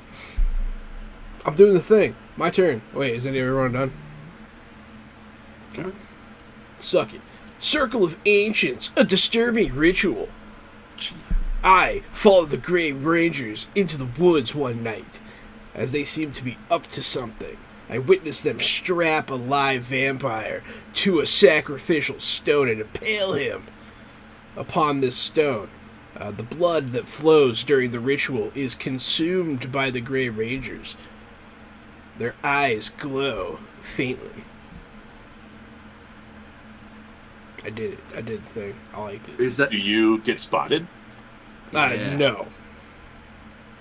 How tense is the escape, or do you just slip away unnoticed? I slip away. They're pretty consumed with what they're doing. I imagine drinking vampire blood's pretty hardcore. It's probably like sticking your balls right in a toaster. Yeah, that's pretty hardcore. Don't do that, by the way. Just not from experience, but please don't do that. Don't do it again, you mean? It says not No, to on the don't. box. If it has to say that on the box, I have many questions for humanity. Have vamp will travel. You know, if it says don't put your balls in the toaster on the box, that means I can put my balls in a lot more stuff than I thought I could. Because I just assumed it was a rule not to put your balls in things. But if it's a special rule, it means there's a lot of things I can just do a little dip for. Is this a ritual you think that Caspian will try to mimic or reproduce in the future? I mean, it does give me interesting ideas for uses of vampire blood, but it seems like it comes with a price, like I talked about before, and so I don't know if it's worth it, since all it lets you do is see in this particular mist. Maybe it does other stuff too. I don't know, but this is the kind of thing I think is best not to mess with.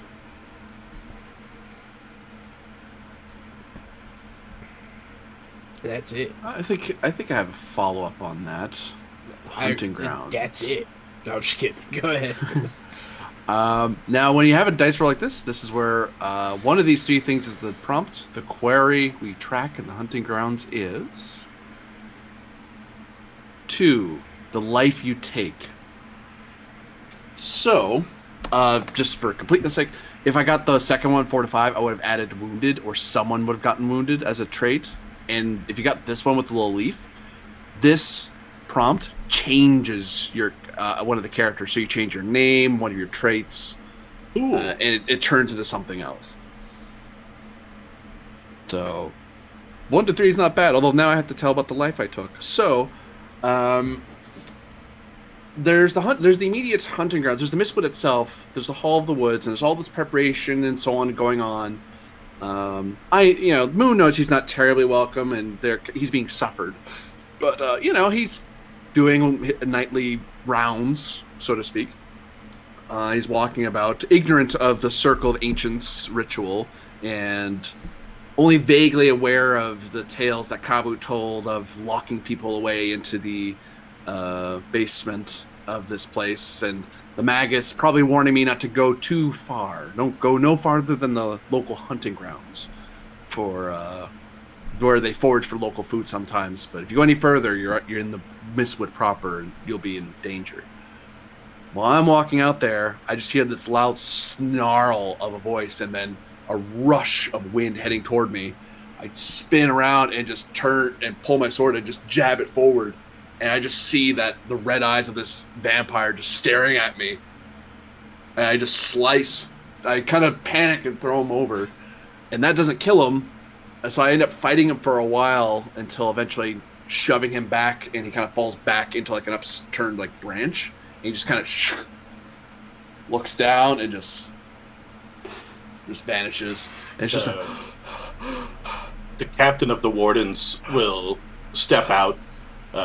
Seems like she was watching you from behind a tree or maybe up the hill a little bit. And she says, "You would have made a great Grey Warden.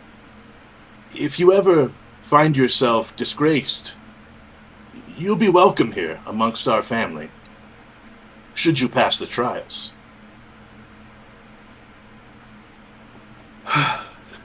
There's a moment where Moon looks like he wants to shout. Like he's half scared, half angry right now. And then he just kind of takes a breath. Yeah, 9 of us live in this one house, and you get all the vampire blood you could drink. It's a fucking sick deal. Sick deal. And sometimes Gallagher comes by and smashes a watermelon. It's pretty sweet. Oh, screw Gallagher, man. That was the worst live show I could think of. For many reasons I won't go into. But yeah, so on a happier note, I will clean my blade in the grass, sheath it, then I'll nod and say, "When I return from the Umbra, we shall see whether I am disgraced or honored at Stormguard. But the offer is welcome." Penguin, to answer your question or your statement, putting your balls in the toaster is the problem that solves itself. No. It's a problem that solves itself. On a downward spiral back to the ooze we crawled out of. I'm thinking of taking, unless either of you wanted to do Spirit Lake or Wild Altar, I'm thinking of moving us along. I just want to mention that Tennessee Top Hat, the whole retinue gets here in the next week. There is sort of a carnival, but nowhere near big enough to be called a carnival. It's like 5 booths. There's just a couple of games. There's a couple of things to do. We all gather in the old shack and watch Jim Bob spit in this bottle. There's a really good juggler. People are into juggling at the time because there's not TV. So you're like, man, look at that guy juggle. What else are we gonna do except watch this dude juggle stuff? So juggles and he balances, and then the main event of the night is a one-on-one match between Kabu the Giant and Tennessee Top Hat. And we step in the ring, and of course Tennessee Top Hat, much taller than me because of his large hat, we grapple. And I start to win the match. About 2 or 3 minutes in, I'm slamming him, I'm beating him up. Then he crawls over to his corner and he pulls out a flask and he drinks from the flask, and you see him as he drinks, his eyes open and he starts to shake, and he gets stronger from drinking whatever was in that flask. And he turns to the crowd and he holds it up, and everyone starts to cheer, and he says, "It's Moonlight Nectar!" And then he turns and he starts to beat me up for a while, and I'm in the corner. And finally, boom, I slam him, and I'm starting to get the pin. 1, 2, and he rolls back over. He drinks the Moonlight Nectar, and we go on for another 15 minutes. There's sweat, and we're just beating the shit out of each other. Now we're covered in welts and bruises, and you're not sure how much of this is fake and how much of this is a real fist fight. And finally, he drinks one more, but it's too much.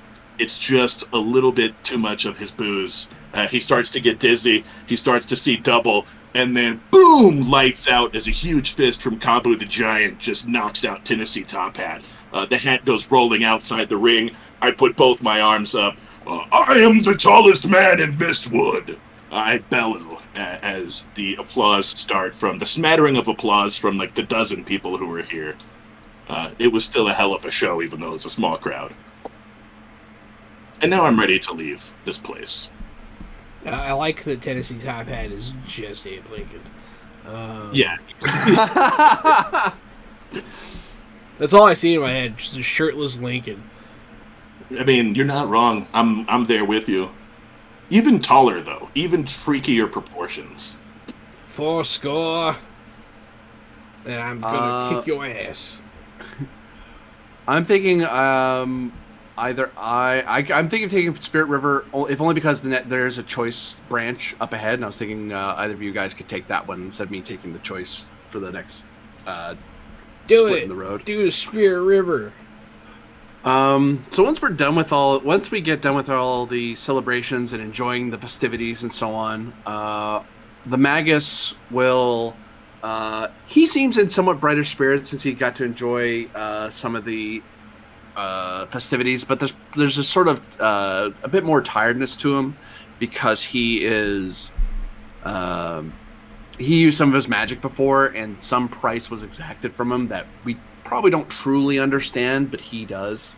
He knows that his power is only so limited, but along the way he does have he catches the sound of a specific river as he's heading us further out of the Mistwood and away from the Hall of the Woods. And he knows that he lets us know that we are coming within the bounds of the Spirit River.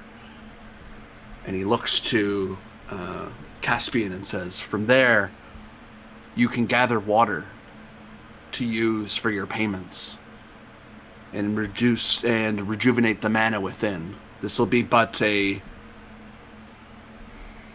brief refreshment of our power, but one we will need should we wish to cross to the Umbra again. And keep these secrets to yourself. We don't need outsiders coming in stealing all of our water. The unspoken agreement with the Grey Rangers. You understand, Caspian? Yeah. I understand. I shall partake of the water.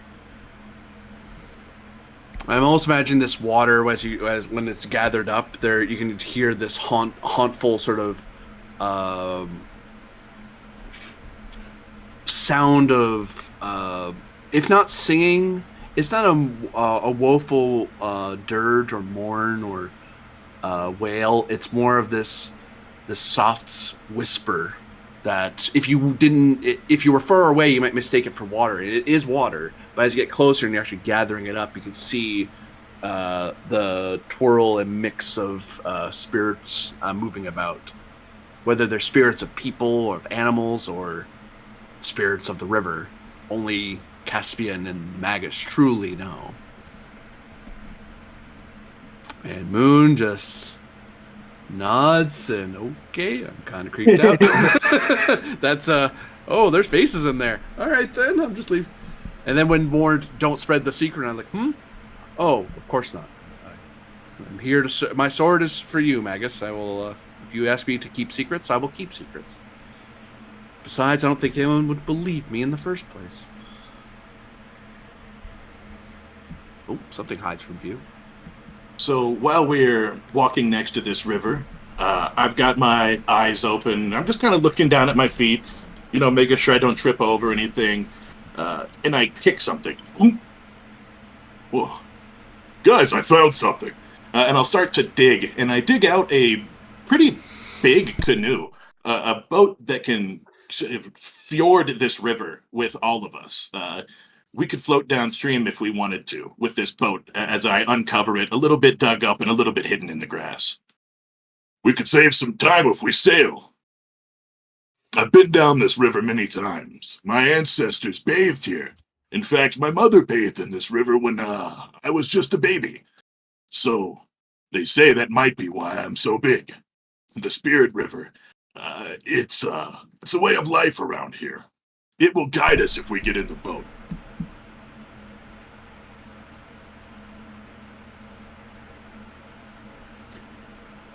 What does a canoe look like? So it has to be big enough for all four of us. So in my mind, it's long, right? It would have to be long. It would have to be wide. So it's probably kind of square and flat, carved out of one large tree trunk, though. The people here use these boats, but they're almost a one-way trip because they don't come back up the river. The river is too narrow and it's too wild. So it's a big canoe that is pretty safe and has some room for storage, but it will be bumping into stuff for sure. You can see from the structure of these, they're built from one tree. It makes them more sturdy. That way, along the rapids, we have less of a chance of having this ship split on us. Okay, I'd say I've been canoeing in my experience. I'm glad I opted for the lighter armor for my travels, even more so now. The water here is safer than the woods. I believe you. Glance back at the woods and back at the river. I'll look in the river and I'll say, I don't.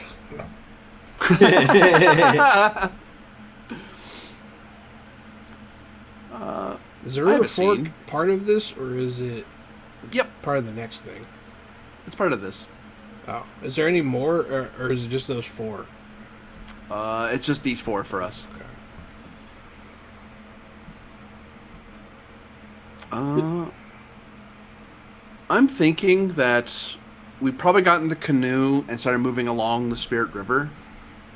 And as we're paddling along, I imagine that Moon and Kabu are doing most of the rowing. We're not making the Magus or his apprentice do rowing unless the apprentice feels like joining in and taking breaks with us. Because neither of us want to make the Magus do stuff. I mean, I probably would.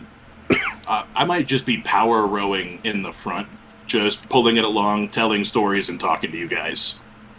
It's not my first time down this river, and I'm a big person, and I could just talk and, nice, jolly, big, giant rowing down the river for a while. And I would say that during this journey, as we start going across a fork and we see it up ahead, coming up, and I can overhear Caspian kind of talk with the maggots which way we should be going, which way would be the best way to go. I'll reveal more because, whoops, I was about to hide stuff. Sorry. There we go. What are the choice? Okay. There are two paths. There's the river splits over to Estalia, or which leads to a ship that can cross the sea, or to a mouth of the deep that leads to the depths, and we can go beneath the Great Sea. It's all things that are beyond Moon's comprehension. This is Stormguard, the woods, Barley Town. These are all places he knows. Even Ravenhall he's aware of. But there's a part of Moon that's worried.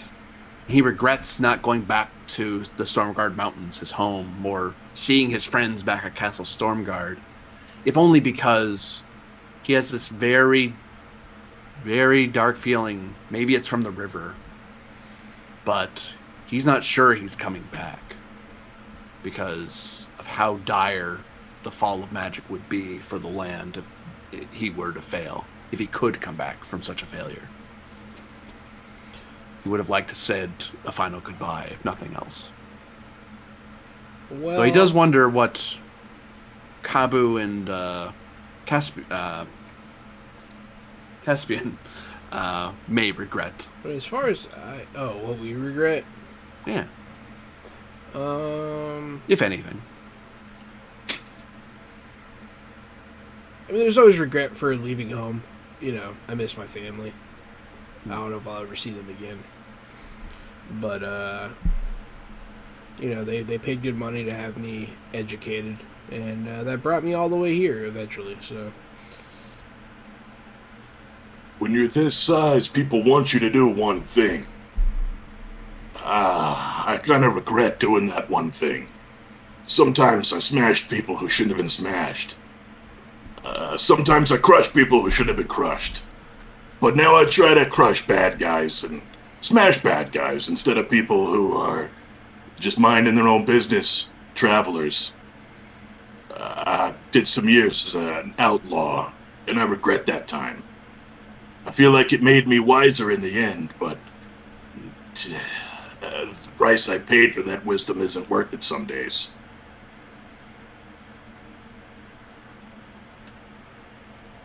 That is what we regret.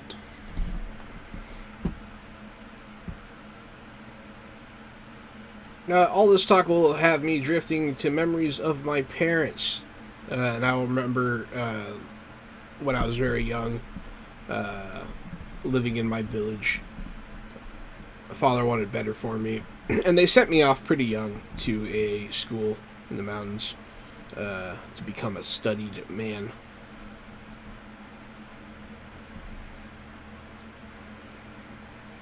And those are my memories of my parents. Well, I mean, you know, there's more, I'm sure, but... Did they send you away to, like, higher your status in society, or did they Yes. send you away because you were an asshole?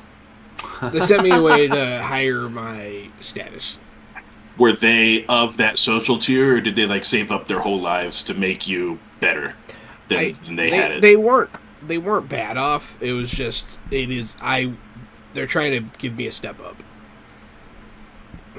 It is okay, cool. So they did elevation. it for the right reasons, Yeah, and they did they're it for a me. good and supportive family. Yeah, they weren't. It wasn't like boarding school because my stepmom hated me or anything like that. That's so. exactly what I was asking, yeah. Did you No. get in trouble with the law, sent away? No, No. not at all. No, not Okay, at all. cool. And is this something you wanted, or was this pushed on you? I mean, you know, it was something I wanted. I was always the curious sort. You know, that's why they chose that path. I mean, they could have sent me to anywhere else. You know, I could have been like a smith or something, but Did you get your pick? Like, you were like, I want to go to Mage's I mean, school? It's well, the major school was like a tertiary thing. Like, I started simply with like becoming a scholar, and then I eventually from there was picked up as the apprentice. Hell yeah. Yeah. When you were a scholar, you said you traveled a lot. Did you serve like a person in like one particular lord or a faction or something? Yeah, I was a member of the school, and so I worked for the school, All right. Very cool. gathering knowledge and that sort of thing. I still send stuff back from time to time. So you have like a sort of Indiana Jones-ish relationship with a college, with a school somewhere? Yeah. Cool. Yeah, very much so. Like one of the librarians from the show, The Librarians. Hell yeah. Shh. Quiet in the library. Alright, I'm just kidding. They don't say that in the show. So, Jahan, No. would you like to move the mages? Mages. Yeah, I Mages. suppose. I'm not sure. So I'm not sure about this choice because, like, one way is clearly more dangerous, right? It's only as dangerous as we make it. I mean, Yeah. yes, but like from like the character standpoint, one of them's definitely more dangerous. But it looks like, I don't know if I'm reading the map right, but it looks like if we go to the mouth of the deep, it dead ends. If you go to the mouth of the deep, you go into the underground. Oh, does it continue on? Yep. Okay. There's a other side of the scroll that you flip over, and there's a way to do that in Roll20 where you flip it over and you're in the under tunnels. I forget what it's called. It's not called under tunnels. It's called something else in the lore. Hold on. It's not like it's a long pamphlet. I just forgot what it was between when I read this. What was it? Yeah, there's another Delver's Way. It says right there. It says on the thing. It says that. Yeah, Cool. it's the Delve. Doy. All right. There's other locations on the other side. If you go the other way, we cross the sea, and there's things that can happen on the sea as well. So, but the sea is shorter, I've heard, or can be shorter. Better way to put it. Well, I don't know. My choice, I feel, personally. Yeah, so the Magus, when we make landfall... Oh, no, before we make landfall. He will hold out his hand and close his eyes and sort of... And then put his hand over his heart. And he will guide us to the mouth of the deep. Oh no. Okay. Oh, no. No, it's fine. It's fine. So yeah, you have your story prompt. We're approaching the mouth of the deep. How does that travel go? Someone said take the Delver's Way. Hell yeah, that's what I'm doing. Yeah, the travel, I mean, so the forest falls away, and eventually we get to the more mountainous regions, and at one point there is a loud noise, and we're like, what is that? And then it's a waterfall, and we all... But, like, in kind of like a safe way. Like, he was ready for it. Like, it looks super scary, but then it kind of It like, looks scary. We okay. weren't expecting, like, the drop. It's not a straight drop. It's just like a decline beneath the mountains. Fear not, friends. This is the river this is the spirit river. Even if you think we'll drown, it was meant to be. Trust in the spirits. I say as we go over the waterfall, giving you guys no sort of affirmation we're gonna be okay. We go down. We go down underneath the mountain. We come out into the caves. It's all pitch black until eventually we've gone far enough, and the cave sort of starts to bioluminesce. And now we're James Cameron's Avatar.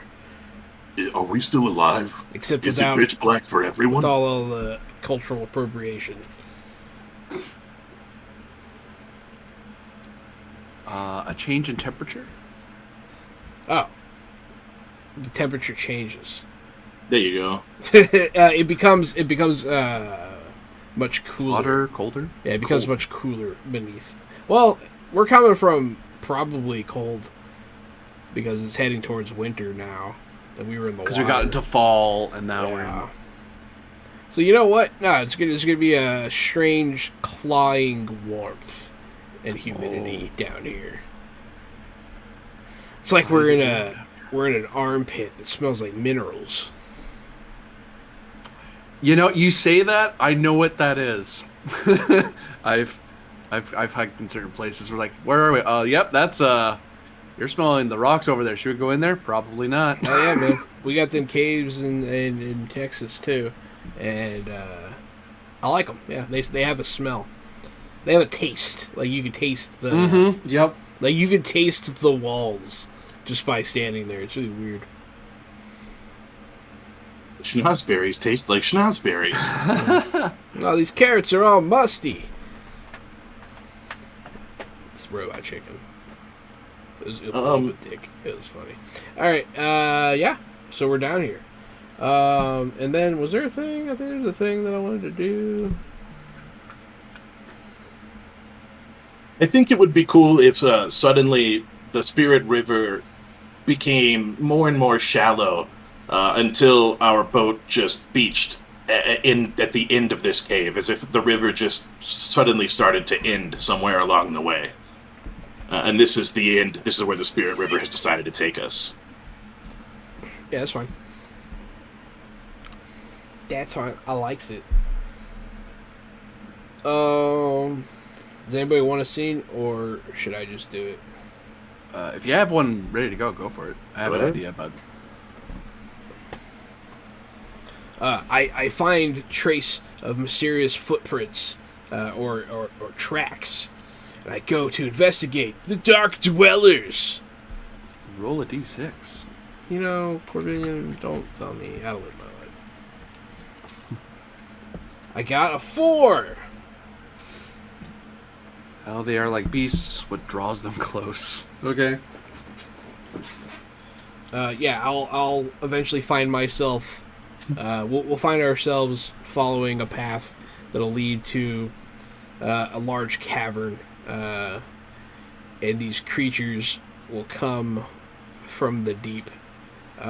They're bipedal, but they're somehow bestial, and they will come closer and closer to us. What draws them close? Perhaps the promise of an easy meal, or maybe they're friendly.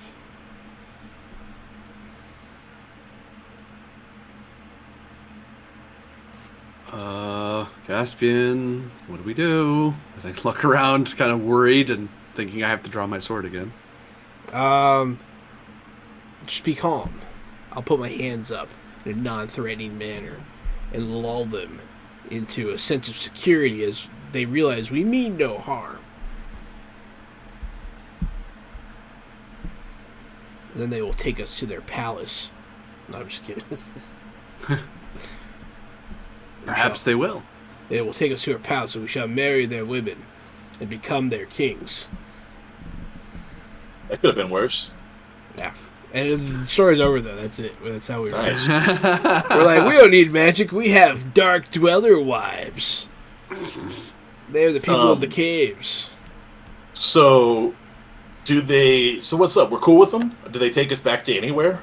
Did they lead us back to a thing, or? Yeah, they'll lead us through this cavern to the next place. At which, if I'm reading this correctly, you're going to go in the darkness. They're going to shy away from that area and leave us to it, as they are fearful of the cave to come. So it's almost as if they take us to this dangerous place. They led us through their territory to take us to something far more terrifying. In this unnatural darkness, where even if you light a torch, you can watch the torch just darken as you reach your arm all the way out before you. The torch is black. You have to hold it close to your face to see through this unnatural darkness at all. And in this darkness, I hear this unfamiliar sound. At first, No, I'm just kidding. At first, it kind of sounds like a chittering, like a bug creature biting or eating something. And then there's a sharp sound of metal, and then lots of sounds of metal go further away, tink, tink, tink, tink, tink, tink, tink, tink, away down the hallway. Does it go Snicker Snack? It goes crunchy crack, Okay. slippery, and it makes like a slippery goo sound, and then tink, tink, tink, tink, tink, tink, tink, away real fast. Tink, tink, tink, tink, tink. Like maybe some kind of metal multi-legged creature is back in that darkness. And it's eating something gooey? Yeah, it's eating something gooey. We heard kind of a crunch. So yeah, it's probably eating something gooey, and we heard bones crack, and then something metal skitter away, something large. And I turn back in this unnatural darkness and look at you guys with wide eyes, the three of you. And what in the hell was that? Something we should probably leave alone. Or we could go look at it.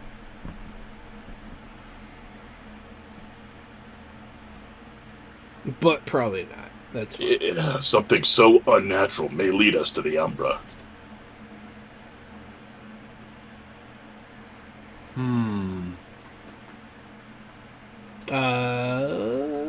The Raven will chime in, I guess, or the Magus. It is best to let those creatures lie. We should continue on. The Umbra lies this way.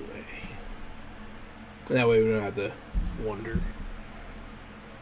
Unless anyone has an objection. I don't. Delver's Way? No way.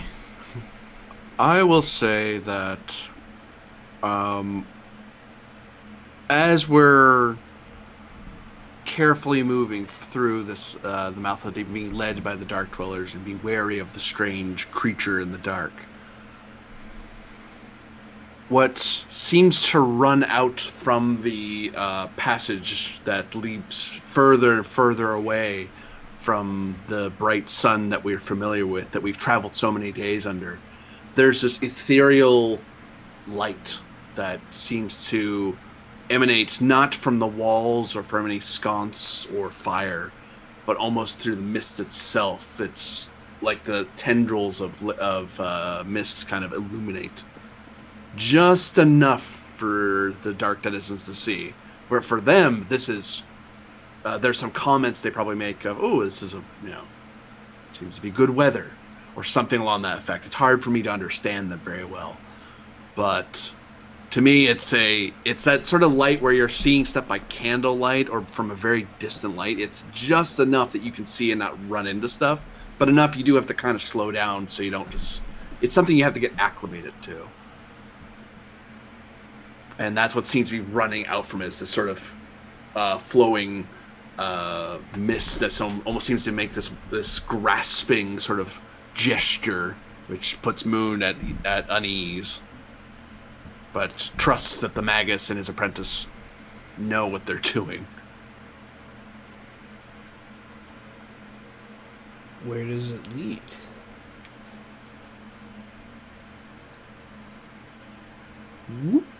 Oh! Starting to feel like this is a one-way trip. It might be. So we come through this torch. I did not down the receive path. A return journey. This will be final turn. Yes. So we approach the gate of Umbra. As we see the light wasn't reaching from any great fire or any great beast. Instead, it's this massive, bejeweled, glittering gate that sheens with unnatural light. And the Magus begins chanting and moving his hands about. And even as he's chanting to open this gate to let us further in, perhaps to the Fortress of Karst, or the Dogtooth Spire, or the Gritwater, or many other places in this strange underworld. There's a sadness to him. A sadness that maybe only the apprentice really understands, that this Umbra, this gate, once shone like a beacon in the underground. It was brilliant and dazzling, and now it barely can light this hall. And it barely has enough energy for him to slowly but surely break this seal to the underworld. One he will not be able to rebuild if he can't get magic back. See, this is the true price of magic fading from the world. Well, as the magic fades, the darkness grows.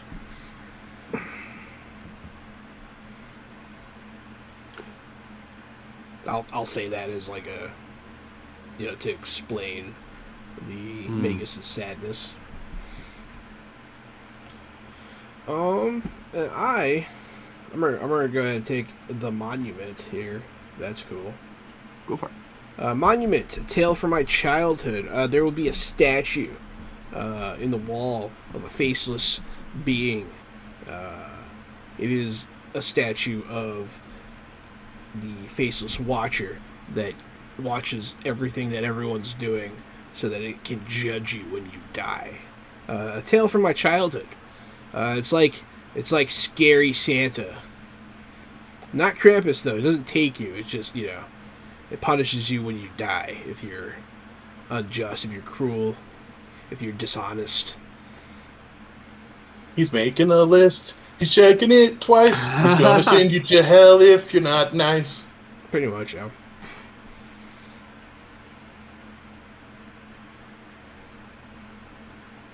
And it's a gigantic monument to the judge. I actually don't have any questions about that monument. I'm seeing a Pretty cool faceless, self-explanatory. seeing a cool faceless judge guy. Don't forget this is final turn too, so this might be your into the sunset moment. So I don't know if you want something cool to happen or end on a cliffhanger. You cool with just the faceless monument? Yeah, faceless monument. Okay. Maybe I'll remember seeing it in my childhood, watching me.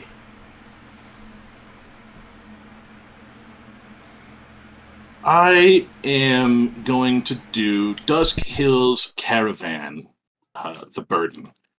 Like you guys mentioned, the magic is fading from this gate, and it was easier for the mages to disarm the enchantment spells to break the locks and to let us through. But also, like you mentioned, this used to illuminate this cavern. This used to be a bright portal, and now it's barely flickering. And so it comes to Kabu's head that the burden may be their lives. In order to save magic takes sacrifice, and all four of them may need to sacrifice themselves to bring magic back to this realm. And so, thinking about the river, thinking about the tree, and the people that we've come across, Kabu is ready to accept this burden, to sacrifice himself to bring magic back to the world. Because it's absolutely necessary. And Kabu steps into the portal.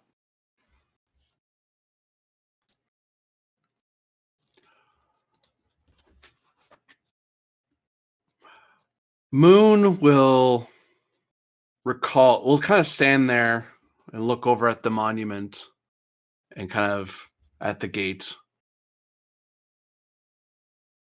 In Stormguard, they tell tales of this. They say that the road to Umbra is judged not by necessarily the greatest in wealth, legend, or even cleverness, but what one is willing to sacrifice. I don't think I really understood it until I was standing here, traveling with you all. But I think I understand. He takes his sword and scabbard and kind of lays them at the feet of the monument. Takes off his armor, sets it down, leaving behind his emblems of knighthood, and steps through the portal, willing to sacrifice what it takes to bring magic back.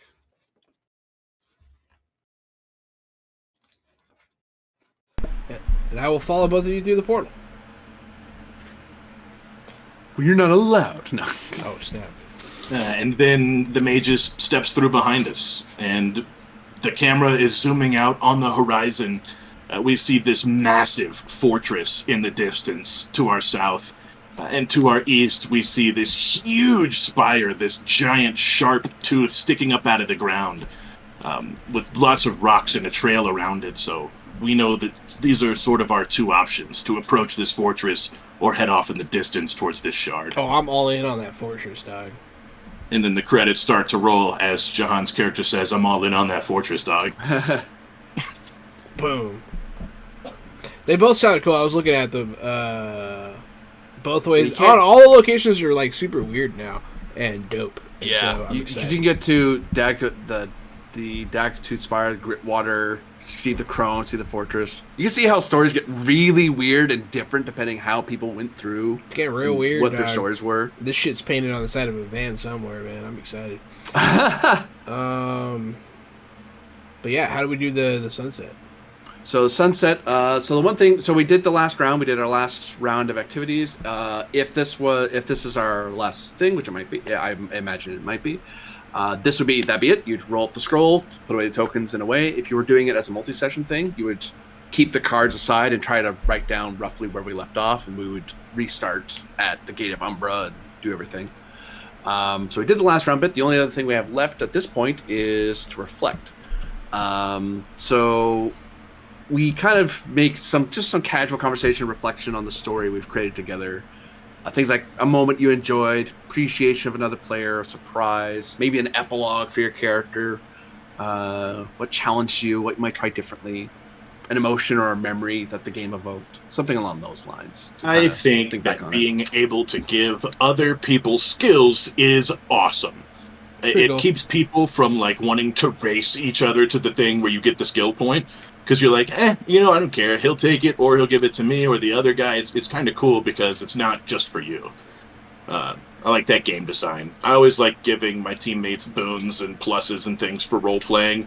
And it's cool that it's built into the game where you can give them a thing, and then they'll role-play that thing.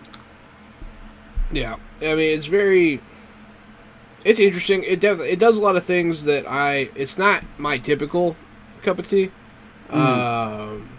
But I feel like it's good for me. I feel like this kind of game's good for me because, like, I have trouble, like, doing collaborative storytelling. I have trouble with this style of game. So I enjoyed it. It was fun. It's not my usual thing, but I feel like it definitely it feels for me. It's like it's like when you play improv games to like loosen up. You know what I mean? Like, it's an exercise, it feels to me. And it is a very interesting setting, very interesting world. And it's interesting to see how we all sort of changed it from what it was originally into, because it's very vague. Yeah, well, it's kind of neat, too, because where you have that's where I made sure to kind of keep and I made sure not to read anywhere it was blacked out where it was from my end, because I had the GM view, so I could see the black if I wanted to. I was like, no, I'm staying where it's highlighted, because if you're playing this on the board, you would only see... So we didn't know what Mistwood looked like until we got there. It's like, roll. Oh, that's what Mistwood is. Yeah, I was imagining it as like a tropical swamp place, not as a mountain pass, but hey, what do I know? Or even when we're like, oh, let's take down that. What's in the Umber Path? I'm like, all I know is it's on the other side of the sheet. I don't know precisely what's down there, other than I know it's longer than the Overland Sea. In the Overland part, when you go over to the sea, there's like a random deck that you would pull a card from, and there's a random set of islands that would appear. So you're never sure. The game really tries to make it so if you did play this again, it would be a different experience. Because I think some collaborative games, you might have the lore be kind of too set. You know what I mean? Yeah. Or there's a certain story you're supposed to do A, supposed to do B, supposed to C. This still has A, B, C, but it's like, yeah, but depending how you combine that together, what players you have, even if it's just the same people, you might have a different journey depending. Let's go the other path. Let's see what we do. Even if it's the same characters, like we don't know. Next time I call dibs on Crab Speaker.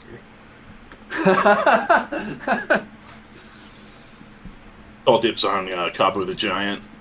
Cabo the Giant. I would play this game again. I'd play it again. No, there's like no setup. There's literally like no character building. You barely roll dice. This game is up my alley. I do want something else crunchier in the character building or gaining some kind of ability. Because you never want to make your character too overpowered. I never want to make my character too overpowered or too broken or anything. Yeah, you want like limits or something? Yeah, so like having limits might help me decide what my character wants to do, like based on each title. If each title was like, here are 2 or 3 skills your character might have access to. I think that might help. I agree with that. It both limits games like this are both limiting and non-limiting in that way. I could be Ghost Rider, and I could be the spirit of vengeance, and I could just go do superpowered stuff in every city, and we could be legendary heroes right out the gate.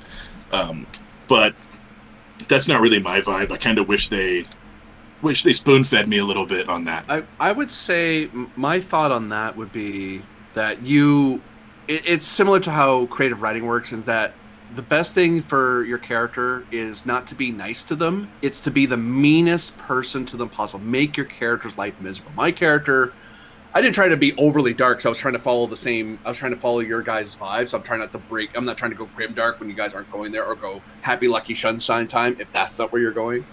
But it's like there's a certain level. I'm gonna mean to this guy's like, well, like you said, the minute you said lose an arm, I'm like, that sounds like a shitty thing for a knight. Okay, buddy, you don't have an arm. It's not even a right arm. Now you have to use the left arm. There's all kinds of folklore about that. That sucks. I love that you draw off your left hip, too, with your left arm. That's such a wonky sword draw. Yeah, so it's like, it's... And always this sort of... And even when I had the choice to go to the thing, it's like, well, I'm not going to where I'm comfortable. I'm going to where a character isn't comfortable, and moving them away from that. So you kind of have to... Because the journey never kills you. The game doesn't kill you, really. It's just like, no, the story goes on one way or the other. But who you kind of reaches have to the pick end? on your character a bit. Is it you, or have you been transformed? Yeah, that just feeds back into the... It's a really good exercise. It is a very good creative writing exercise, and I did enjoy it. It's just uncomfortable to me for some reason. Yeah. There's a discomfort in it, and like I think that's a good thing. I don't know. I feel like maybe I've grown as a person. You know, I can agree with that, just because it's from I GM a lot, and it's just nice to kind of let go of that. Like I did facilitate a bit, but it's like no, I have to forcefully go. No, let go. Yeah. What are they gonna do? I don't know what the hell you're gonna do. I'm just gonna have to roll with it. Yeah, that's kind of part of my issue. Was I let go too much because I was just like, oh, I don't have to do everything, and like it's hard for me as a full-time GM to engage as a player, apparently, sometimes. Not always. I've had a lot of really good games since we started the channel as a player, but I think I'm missing a step. I think I'm losing some of that. I think I need to get I need to play more. I feel like my perspective is becoming skewed. As a player, I love having some sort of agency over NPCs or over the area that we're in, and being able to add sprinkles of flavor in, or sometimes alter a scene. Sometimes it's cool to have this storytelling as a group. I think it's really beneficial to tabletop role-playing games, and I think that a lot of stuff that's in this game would be great in other games. The way that it works, Just the comprehensive storytelling as a team. I really like that. I think it's a little bit better than you guys are in a castle. It's nice when we can add what color the tabards are, or the stones, or who's in this castle. Yeah, it breathes more life into the world for everybody.